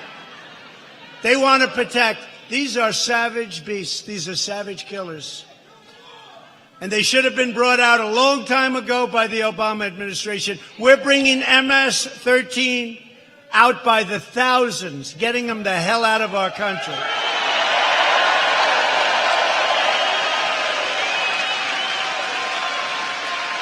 And when you read about deportation and Sunday, we've got a lot of people on Sunday, but we have a lot of people, and we're always shooting for the bad ones first, which makes sense, right? But when you hear about that, we always want to get, and by the way, do you know how dangerous it is for these ICE agents, these ICE and Border Patrol, but ICE, they go into a nest, they call it a nest of these killers. They're tough, they're smart, and you know what? They're great patriots. They love our country. The danger that they have is incredible.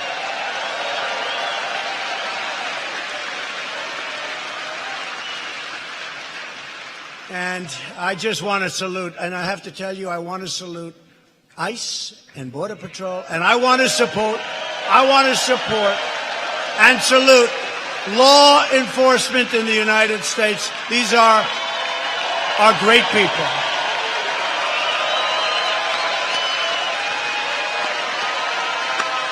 These are great people, and they don't get the credit they deserve, but you know what? I tell them all the time, you have no idea how much the American people, the American public, you have no idea how much they love you and respect you. Law enforcement. In the recent Democrat debate, every single candidate, everyone, Biden was a little bit slower with the hand. It didn't work so well. They raised their hand in favor of giving free government health care. They raised their hand in giving a lot of other things that I don't think you're going to be happy with. Illegal aliens will be very nicely covered. How about California? They just approved $100 million. They just approved $100 million to take care of the needs of illegal immigrants. And then you look on the sidewalks of Los Angeles, the sidewalks of San Francisco, Nancy Pelosi's district. Nobody's ever seen anything like it in the history of our country, what's happening there. So if you don't want Democrats to raid your health care, to steal away your money, to bankrupt your country, then you have a choice. You must vote Republican.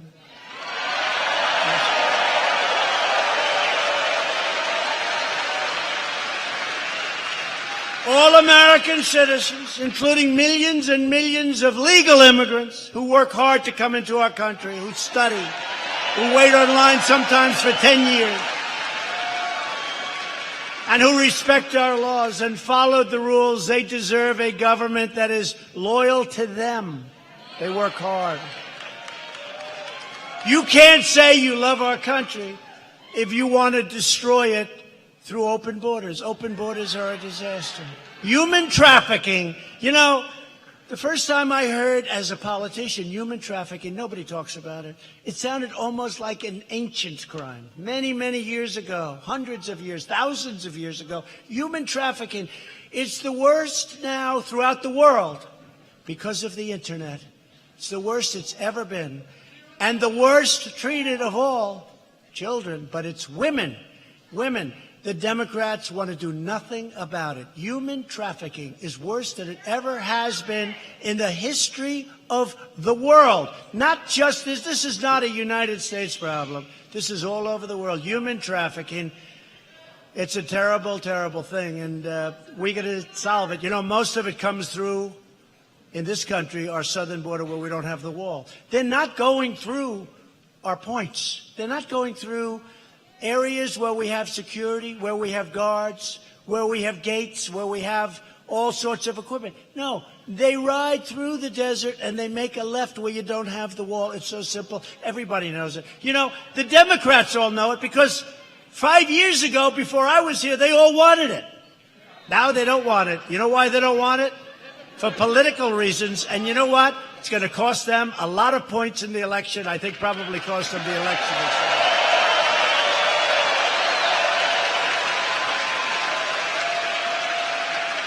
And just lastly, Democrats also support deadly sanctuary cities which release violent criminal aliens onto our streets. You know, where we just picked up these 22 thugs, these 22 monsters, we just picked them up in where? Los Angeles. Sanctuary city, wonderful sanctuary city.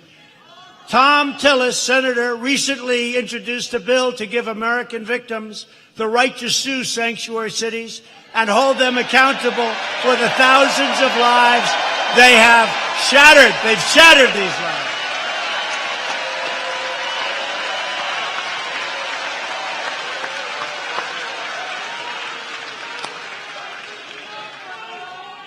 Thank you very much, Tom.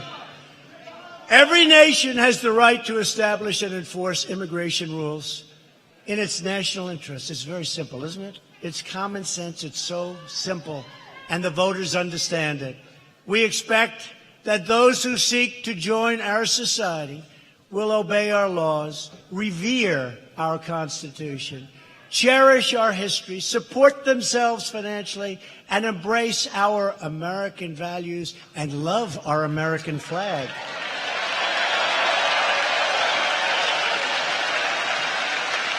We believe in an immigration system based on merit. Merit, where they come in. We have so many companies coming in, automobile companies, companies of all types.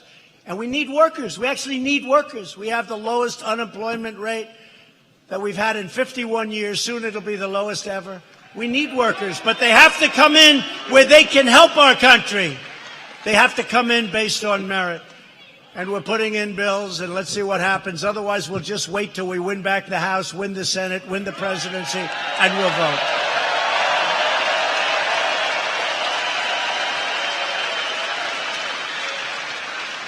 Democrats have never been further outside of the mainstream. They're going crazy, folks. They're going crazy. More than 130 Democrats in Congress have signed up for Bernie Sanders' total government takeover of health care. Isn't that nice? This is one of the great catastrophes. It won't happen. He knows that. You know, the guy never passed the bill. He did nothing. He's actually not even a Democrat. Isn't he an independent? I don't know. He's running, but he missed his time. Hey, Bernie, let me save you a lot of time and effort, Bernie. You missed your time. It got taken from you 4 years ago, Bernie. Not doing too well. He's not doing too well, but that's okay. You got to hand it to him. He's up there ranting and raving and going like a lunatic. I said to our First Lady the other day, I was watching Bernie, and he's screaming. His hair's all crazy. And he's, I'm going to do this. I'm going to do that. No more college loans. No more cost for anything. Nothing. You're not going to pay for anything. I mean, he's desperate now. He's desperate. You don't have to pay for anything. You know, I joked. I said, and everybody will get a free Rolls Royce. Every family gets a free Rolls Royce. Every family. And the media said, Donald Trump is exaggerating. He knows that they're not getting a Rolls Royce. Oh, I'm sorry. I'm sorry. I'm sorry. Don't put it. Don't put it. Don't put it. Don't put that I said free Rolls Royce. No, but Bernie's desperate now. I watch him up there. It's a sad situation. But I think they're all sad when you get right down to it.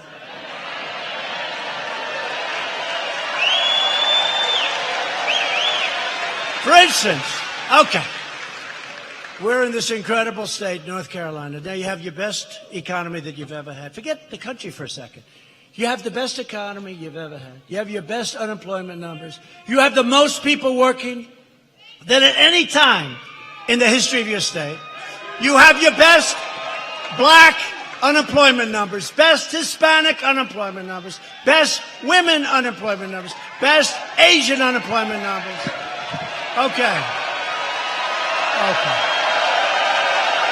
All right.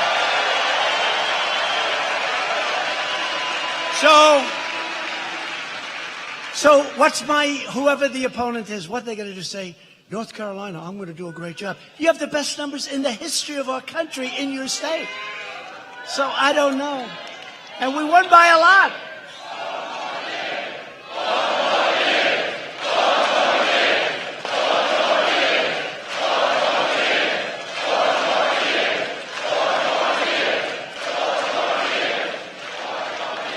And we won by a lot. You know, I was telling Mike, I was telling my son, Eric Trump, and Laura's here, by the way, who was born in North Carolina.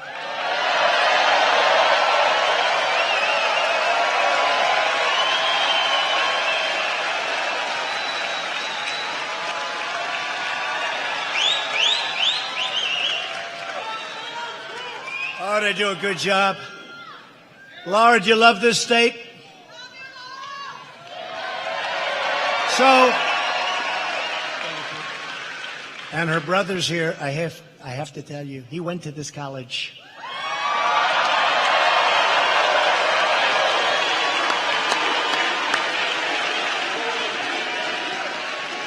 And Brad Parscale is here, the world's tallest campaign manager in the history of the world. He's the tallest in the history, but most importantly, he's the best. World's tallest manager, but he's the best manager. Thank you, Brett. Great job. And he just told me our poll numbers are through the roof. He just told me that, so I'll take that. I mean, we are a year and a half away, but we're doing well. You see it. You'd know. You'd be the first to know. Number one, you wouldn't be here. Okay? You wouldn't be here. We haven't had an empty seat in any event I don't believe that we've ever been to. I don't think we've ever had. We always have people. We haven't had an empty seat. You look, I mean, anywhere. North Carolina, Ohio, no matter where we go, we pack it. And we have thousands and thousands of people, and we put screens outside, and tonight's not so good. We got 100 degrees out. But you still have thousands of people out there. We could have sold this arena out. You know that. We could have sold this arena out tonight 10 times. Can you believe that? 10 times.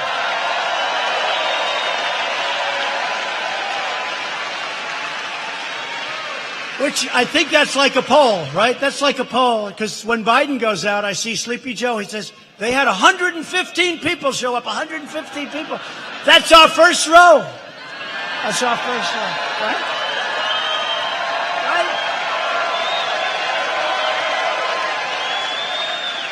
The Democrat record on health care is one of deception and destruction. The last administration said, a lie. If you like your plan, you can keep your plan. If you like your doctor, you can keep your doctor. 28 times. A total lie. My administration is defending your sacred right to choose the doctor and the plan that you want. And we are offering plans up to 60% cheaper than Obamacare. And a lot of people are starting to figure that out. Better health care. And we'll also always protect peace. And you have to remember this. Are you ready? Because they give us a bum rap. Patients with pre-existing conditions are protected by Republicans much more so than protected by Democrats who will never be able to pull it off.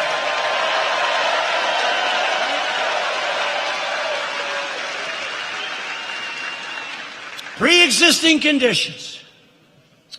And you know, the job we've done on health care, it's not talked about, but we're also doing something. It's been phenomenal. We have 180 million people right now really happy on private plans. And you know what? They're going to be taken away. Under the Democrats' plan, all of those people that are thrilled where they went out and negotiated, crossed state lines, all of the things they did, they went out, negotiated great private plans. It's all going to be taken away from you under this plan. Now, I only hope they don't change because, you know, we're talking too soon. We got a year and a half left. It's like when I called Pocahontas. I should have waited 6 months because she then went out and got that test. 1,024th. And I've always said I have more Indian blood in me than she has in her, and I have none. I have none. But it's more than she has. 1,024. But I brought it up too soon, so I don't talk about it anymore. But if she should be the candidate, which I tend to doubt, but if she should be, we'll bring it up again, and I think it'll be very successful. 1,024th. How about this? I was driving her crazy. So she went out and hired a guy to check the blood. I'm sure he had a lot of fun doing that. He checked her blood and found out that many years ago, there could have been somebody, and he could have been Indian. And then the Indians got together and they said, we don't want her. We don't want her. Yeah.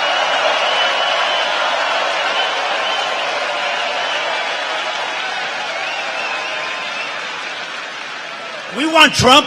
We want Trump. They want Trump. We've taken historic action.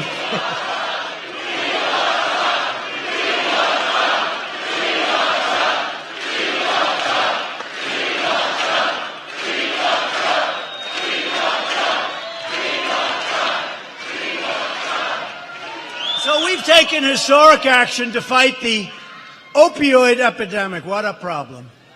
And just today, it was just announced before I came in, that drug overdose deaths, we're working so hard on this, including our vice president, including our first lady, including everybody in the Trump administration. It's dropped for the first time in more than 30 years. It's gone down. First time, and it's a big problem. And in North Carolina, we're far from finished. It's a big problem. It declined 8% last year. That's a lot, because it was just going up like a rocket ship. Virtually every top Democrat also now supports late-term abortion, ripping babies straight from the mother's womb, right up until the moment of birth. Well, then you have the gentleman from, our governor from Virginia. So we're talking about late term. He's talking about the baby is born before the mother makes the decision. That was the first. That's the first I've heard of it. That's the first most of you have heard of it. And then they passed legislation in various states saying that's okay. This is a baby that's born. This isn't late term. This is a baby that's born. Nobody's ever heard anything like that. Nobody's ever seen anything like it. Nobody's ever seen anything like it. And that actually, when he had the scandal, that became, can you believe it, the second biggest story.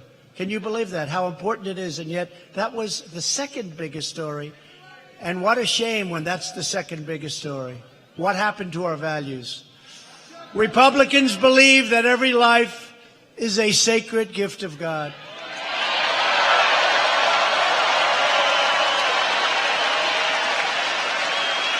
And that's why I've asked Congress to prohibit extreme late-term abortion of babies. Democrats are now the party of high taxes, high crime, open borders, late-term abortion, intolerance, and division. The Republican Party is the party for all Americans and American values. We are the party of the American worker, the American family, and we are the party of the American dream. About the dream. This is the proud banner the Republican Party will carry into the Republican National Convention next summer in the great city of Charlotte, North Carolina.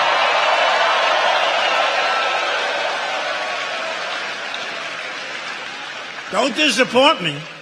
That should be good for at least 10 points, right? These are some of the greatest ladies. I see them in Ohio and Florida.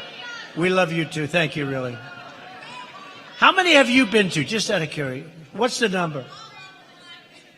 All but 2. I've done hundreds of them. And then they say women don't like Trump. I think they do. You know? No, I see them. They're great. Great ladies. You're great. You know, it's interesting with women. So, women want to have strong military protection. They want to have strong borders. They want to have strong law enforcement. They want to have great education. They want to have low taxes for their family, not high taxes. They want to have all the things that we talk about. Why wouldn't they want Trump more than anybody else? The other side is going to go the opposite, right?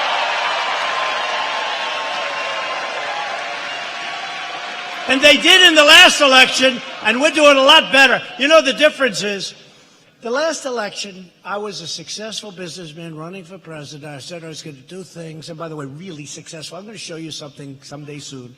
I'm going to show you something. You know, they say he was really successful, he wasn't successful, he's really smart, or he's really stupid, but he's trying to take over the world. You know, they have so many messages. He's really stupid. Then next week, Donald Trump has a sinister plot to take over the world. You can't be too stupid. Because they actually think it's working, right? I saw one of these so-called comedians the other day. I mean, he's, you know, a pretty respected comedian. He said, he's not leaving. Well, I'm telling you, he's not leaving. He'll never leave. He'll win this election. And in 24, I'm telling you, he's not leaving. He's going to stay. So we did, through our friend Dan Scavino, we did a Time magazine cover. I was on so many times I don't even read this thing. And it says Trump, 2014, 2018, right? But it says 20, here's where we go. We start at 16, we go to 20, we go to 24. Did you see it? Then it says 28, 32, 36, 40, 44.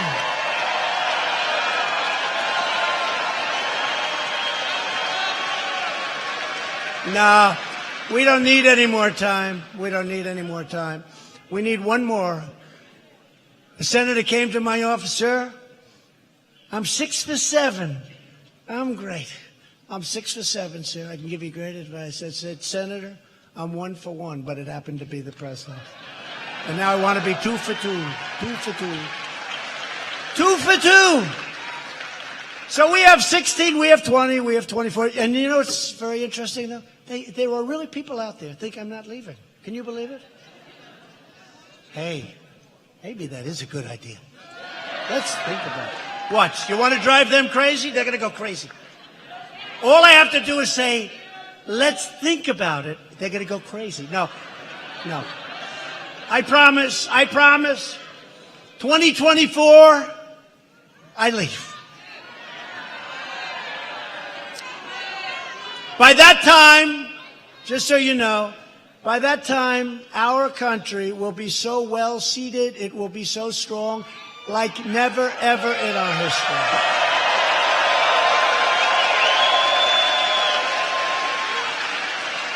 But everything that we've built, low taxes, strong military, taking care of our vets, all of the things we've done, can be decimated very quickly if the wrong person gets in, especially now. You know, I've always said 2016 was the most important election maybe in the history of our country. A lot of people felt that. So I don't know. I can't say this is more important. What we did was a miracle. Not to us it wasn't, but a lot of people said it was the greatest election we've ever had. There's never been anything like it. Never been such excitement. Never been such excitement. But you know what? If we don't win in 2020, everything that we've done, seriously though, everything that we've done, your 401s, they're going to crash. The whole thing, it's going to come down like a stack of cards. So in a certain way, let's say this is of equal importance. By that time, we'll have values instilled. We'll have free enterprise instilled. People are working now. We have the lowest food stamps that we've had in many years, lowest food stamp, because people are working.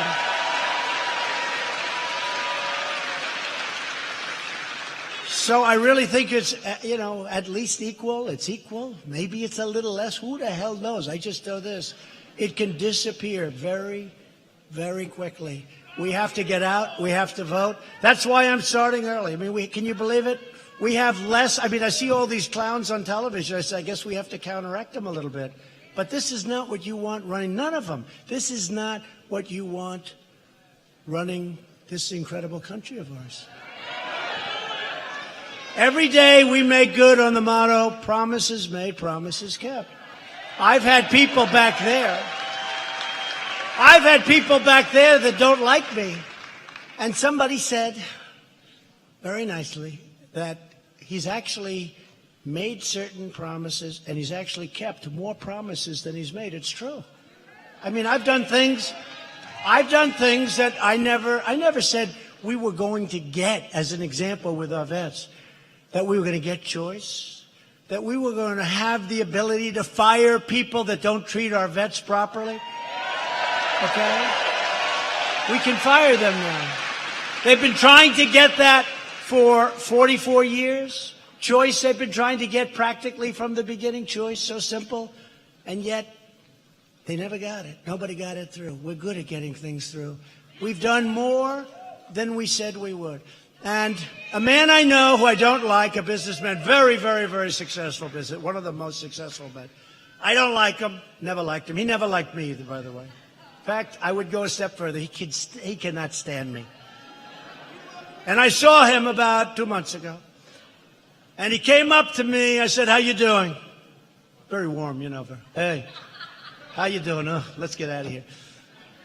And he said, I'm doing good, you're doing good? I said, yeah. I said, you know, you don't like me, and I don't like you. I never have liked you, and you never have liked me. But you're going to support me because you're a rich guy. And if you don't support me, you're going to be so goddamn poor, you're not going to believe it. Yeah. Yeah. Yeah.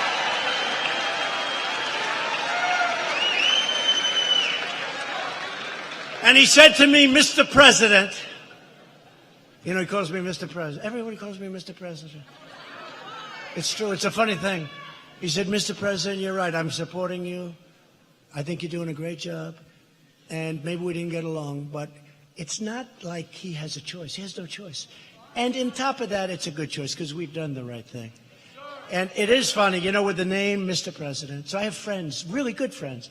And they've always called me Don, Donald, DJ. They call me anything, right? And you lose all your friends when you're president because they're all afraid to talk to you. Does that make sense? No, it's true. Except for these 6, 7 ladies up here. They always talk. They're not intimidated. No, it's true. I have wonderful friends. New York developers, tough guys, smart guys. They're rich. They're this, that. I have middle of the road. I have poor. I have everybody. I have poor guys, middle of the road, and rich guys. Doesn't matter. Rich guys call up. Mr. President, how are you, sir? It's Richard. Oh, good, Rich. Hey, Richard, loosen up. This is a guy used to, hey, Don, how you doing? Let's go to dinner. Now, sir, is everything, you're doing good, sir. I said, Richard, call me Donald like you always did. Call me Donald. Always call me Donald. Okay, thank you, Donald. Thank you very much. And then 2 minutes later, Mr. President, it's been so great. I lost all my friends. They've tightened up. They've choked. You know what that is? They've choked. They can't breathe because people have such respect for the office of the presidency. They have respect for the office of the president. They have respect for our country again. Our country is respected again.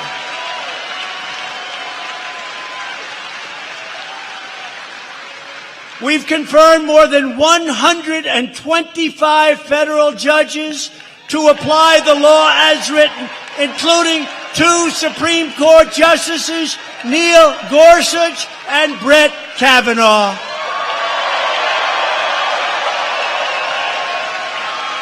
We've launched a historic initiative to reduce the price of prescription drugs.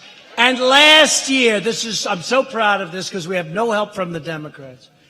Last year, for the first time in over 50 years, drug prices went down. And that was for a reason. To give former prisoners a second chance at life, we passed groundbreaking criminal justice reform. It's a big thing. You know, prisoners, they've got out of jail and they never had an economy like this, and we did a lot of things because they get out of jail, they don't have a chance. They always go back most of the time. Now they're coming out and we have programs, but most importantly, we have this great economy where people are hiring prisoners, and you have to see the reviews they're getting. They're getting phenomenal reviews. It's a beautiful thing. It's a beautiful thing what's happening with prisoners. They get out and they can actually get a job, and that's what's happening. We're very proud of it.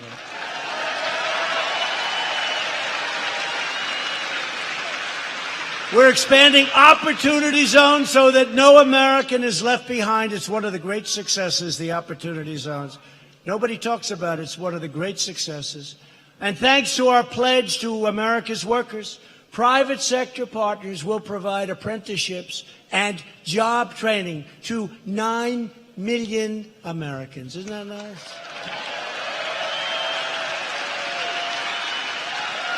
And whenever I hear that word apprentice, I say, I love that word. That was a good show. They figured, you know what we'll do? We'll get Arnold Schwarzenegger to take my place. That didn't work out too well. That didn't work out too well. We had 14 seasons. Think of that. The Apprentice. I've proudly signed 4 bipartisan human trafficking laws, securing $400 million to support victims of human trafficking.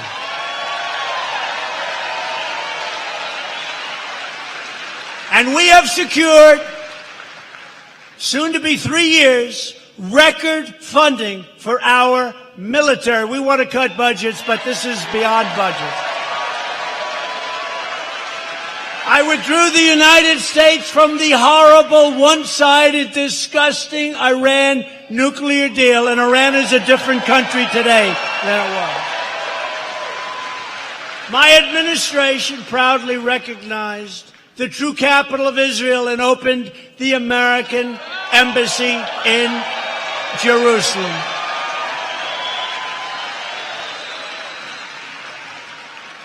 That was someday. They all said, many presidents have said, we're going to do it. Then they never did. I know why, because the pressure on them was enormous not to do it. And then on top of it, a couple of months ago, I just approved the Golan Heights for Israel. The Golan Heights. Another thing. 52 years they tried to do that. They didn't get it done. So we're doing good. We also recognize the legitimate government of Venezuela, and we condemn those that want to stop freedom in that country and other countries. Tonight, we renew our resolve that America will never be a socialist country, will never, ever be a socialist country. It just won't happen. The vote for any Democrat in 2020 is a vote for the rise of radical socialism and the destruction of the American dream. Frankly, the destruction of our country. That's what's going to happen. Take a look around. Their party is afflicted with an ideological sickness that protects foreign borders, but refuses to protect our own borders. Think of it. They fight all over the world. A lot of those people are coming back home, folks. They're coming back home a lot. We defeated ISIS, the caliphate in Syria. We're bringing our soldiers back home. ISIS does not like me too much, but I came here and it was a mess. It was a mess.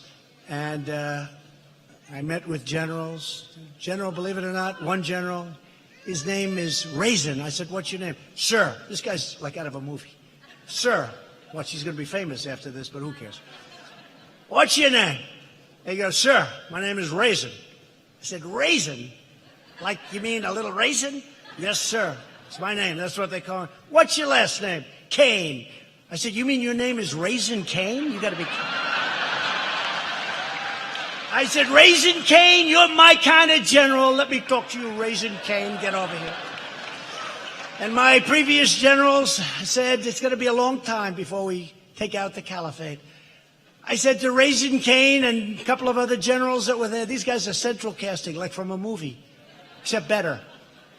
They're stronger, bigger, tougher, meaner, and actually better looking in a certain way. But they're like from a movie. There's nobody in Hollywood plays a role like this. I said, generals, I've been told it's going to take a year, 2 years to get 100%. Remember, I wanted to pull them out. We're down to 1%. Everyone went crazy. Explain that one. But they said it was going to take a long time.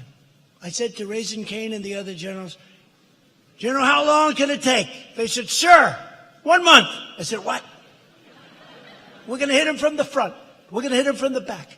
We're going to hit him from the side, sir. We're going to hit them like they never got hit before. We were never allowed to do this, sir. Yeah. And we're not just going to hit them from our temporary base in Syria, sir. We're going to hit them from Iraq. We're going to hit them from places that they never knew existed, sir. They'll be hit so goddamn hard, sir. They will be, thank you very much. Very shortly, very, very shortly, it was over. We had 100% of the caliphate. And these people were screwing around for years. Obama, President Obama. My generals did a great job. I flew there. I flew to Iraq, remember? I'm in Air Force One. And they notified me, sir, we're 45 minutes out, sir. We have to close all windows. We have to turn off all lights in the plane, sir. All windows, all lights have to be off, sir. We're turning off the lights outside and the runway lights, sir. They're going to be at a very dim, frankly, if you're not a 30-year-old pilot, you can't see them. Because I went there. I said, I don't see any light, pilot, as we're landing. I said, I don't see. And then I thought to myself, think of it. We've spent almost $8 trillion in the Middle East, and we got to turn off the lights of an airplane to land. How bad is that? They didn't do their job. We did our job, and the military did their job. But we fight to sort of just keep going. We don't fight to win. I fight to win. I fight to win.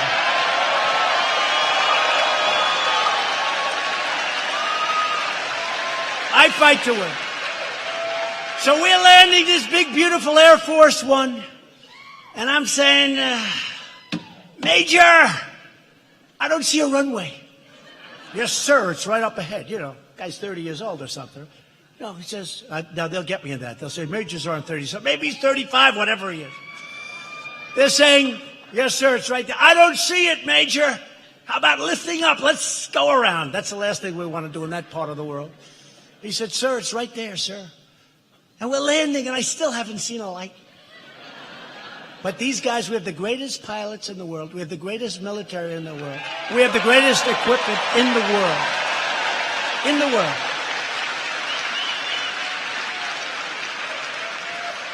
So you must never forget the 2020 election is all about one thing, you. It's about you.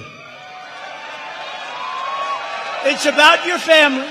It's about your future and the fate of your beautiful, loving country. And that's what it is.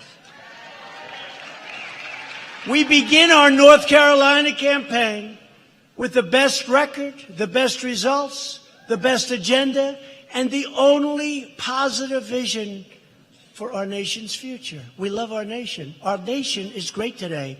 It's going to be much greater. Every year it's getting better and better. We have turned this big, beautiful, mighty ship. We have turned it around. It's getting better, better, better.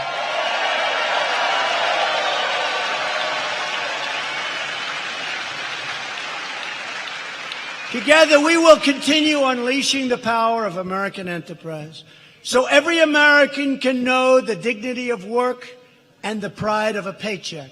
With your help, we will elect a Republican Congress, those great gentlemen that just left us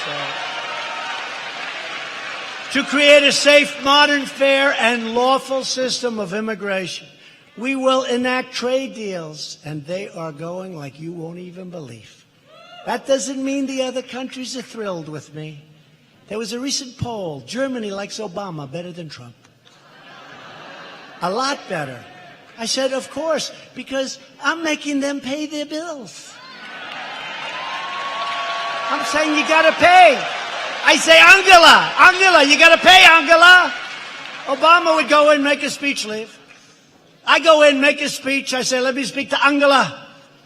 Angela, you got to pay your bills. You're way behind. So I would think that they should. They should all like it. When you hear they like me better, I'm not doing my job. I'm not doing my job. They did a poll on one of these networks, and there was a Donald Trump is not liked in Europe nearly as much as President Obama. I said, or President Bush, or anybody. Or anybody. In fact, I'm disliked, but actually they respect us. That's more important. Look at that beautiful baby. Look at that beautiful baby. Wow, what a baby. What a baby. That is a beautiful baby. That's like from an advertisement. Perfect.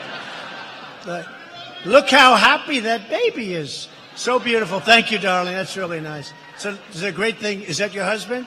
That's a great thing. Thank you. Congratulations, husband. Man. What a picture. Well, we're going to have the country all set for your child, okay? All set. Because that's what it's about.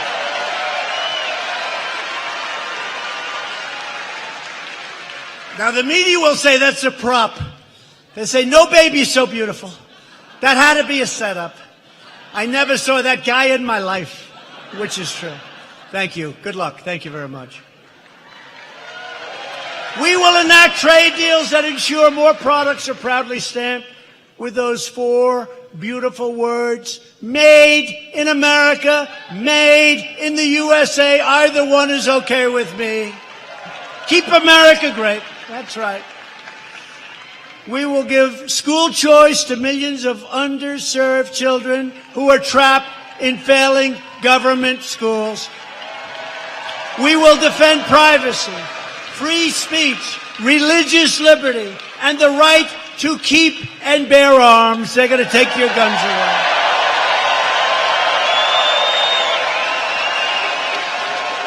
And above all, we will never stop fighting for the values that bind us together as one great nation, as one America. It's one America.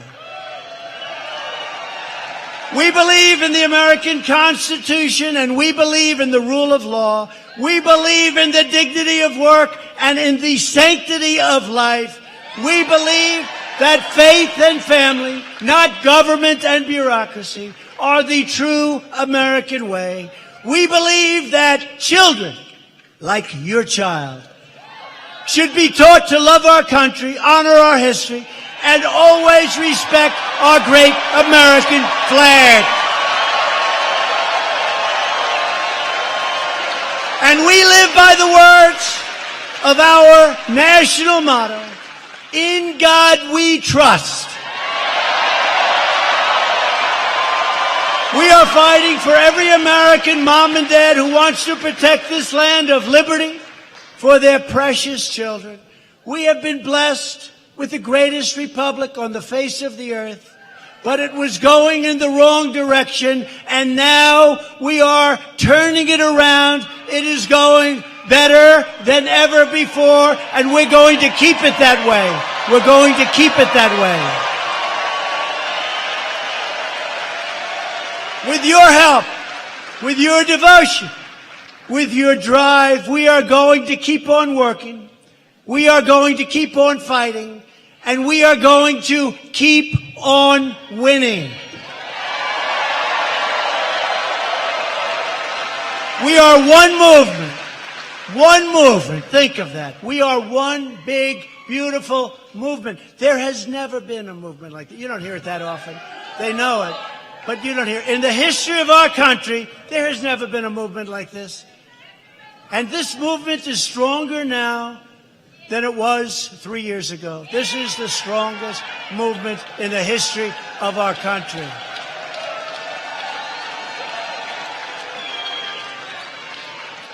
But we're one movement, we're one people, one family, and one glorious nation under God.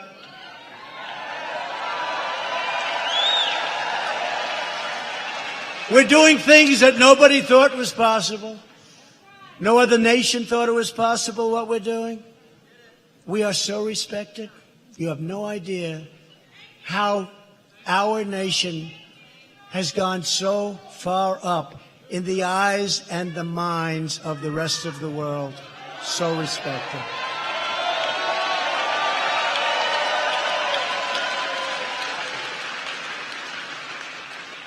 Because together, we will make America wealthy again. Of course, we did just hit the highest price in the history of the market. So pretty soon, I hate to say, I don't want to ruin the rhetorical skill, but that is sort of like getting a little obsolete. We will make our nation wealthy again. The fact is, we have the strongest stock market in our history. So I think I'll have to change it. You've all heard it many times, right? We will make America wealthy again. We're going to have to say we have made America wealthy again, right? Maybe? Right? So here's one. We will make America strong again. No, we're going to have to change this. We have made America strong again.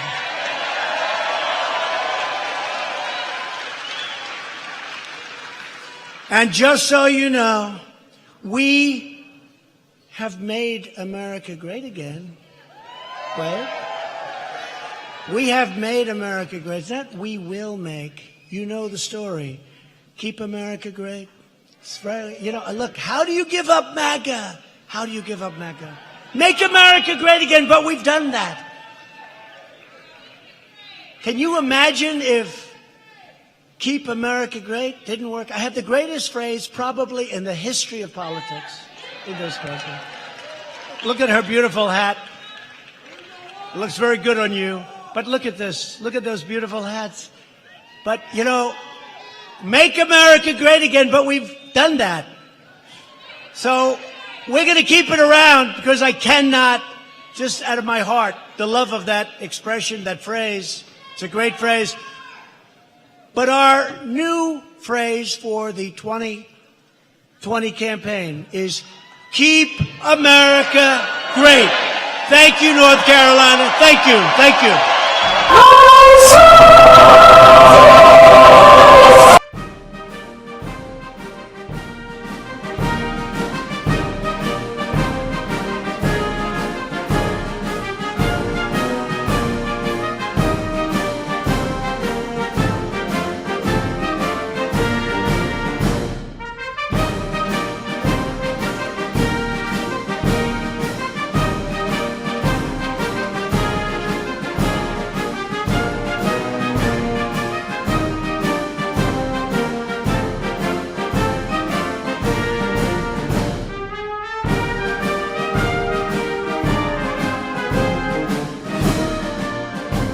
All right, folks, thank you very much for joining us and choosing us as your stream of choice. President Trump, his rally in Greenville, North Carolina. Oh, I apologize for that.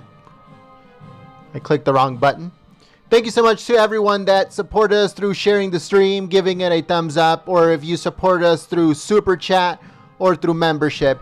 Thank you so much, folks. You guys mean a lot to us. And we try to give you the best experience here at Golden State Times of President Trump rallies, events, press briefings, everything, folks. We cover everything. So if you are new to this channel, make sure that you subscribe and you click that notification bell because we cover everything from beginning to end at the White House, at the State Department, at the Pentagon, in Congress, and also in the Senate for any of votes or committee meetings or any of those other stuff that happens at Congress. We cover that too. So if you are new to the channel, make sure you subscribe and you click the notification bell. Thank you so much, folks.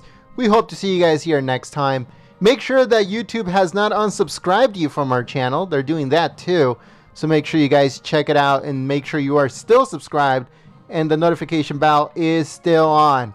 All right, folks, I hope to see you guys here tomorrow bright and early for more coverage from the White House. But until then, have a good night. Thank you so much to the moderators for keeping the chat clean and enjoyable for everyone. And I hope to see you guys here soon. Peace.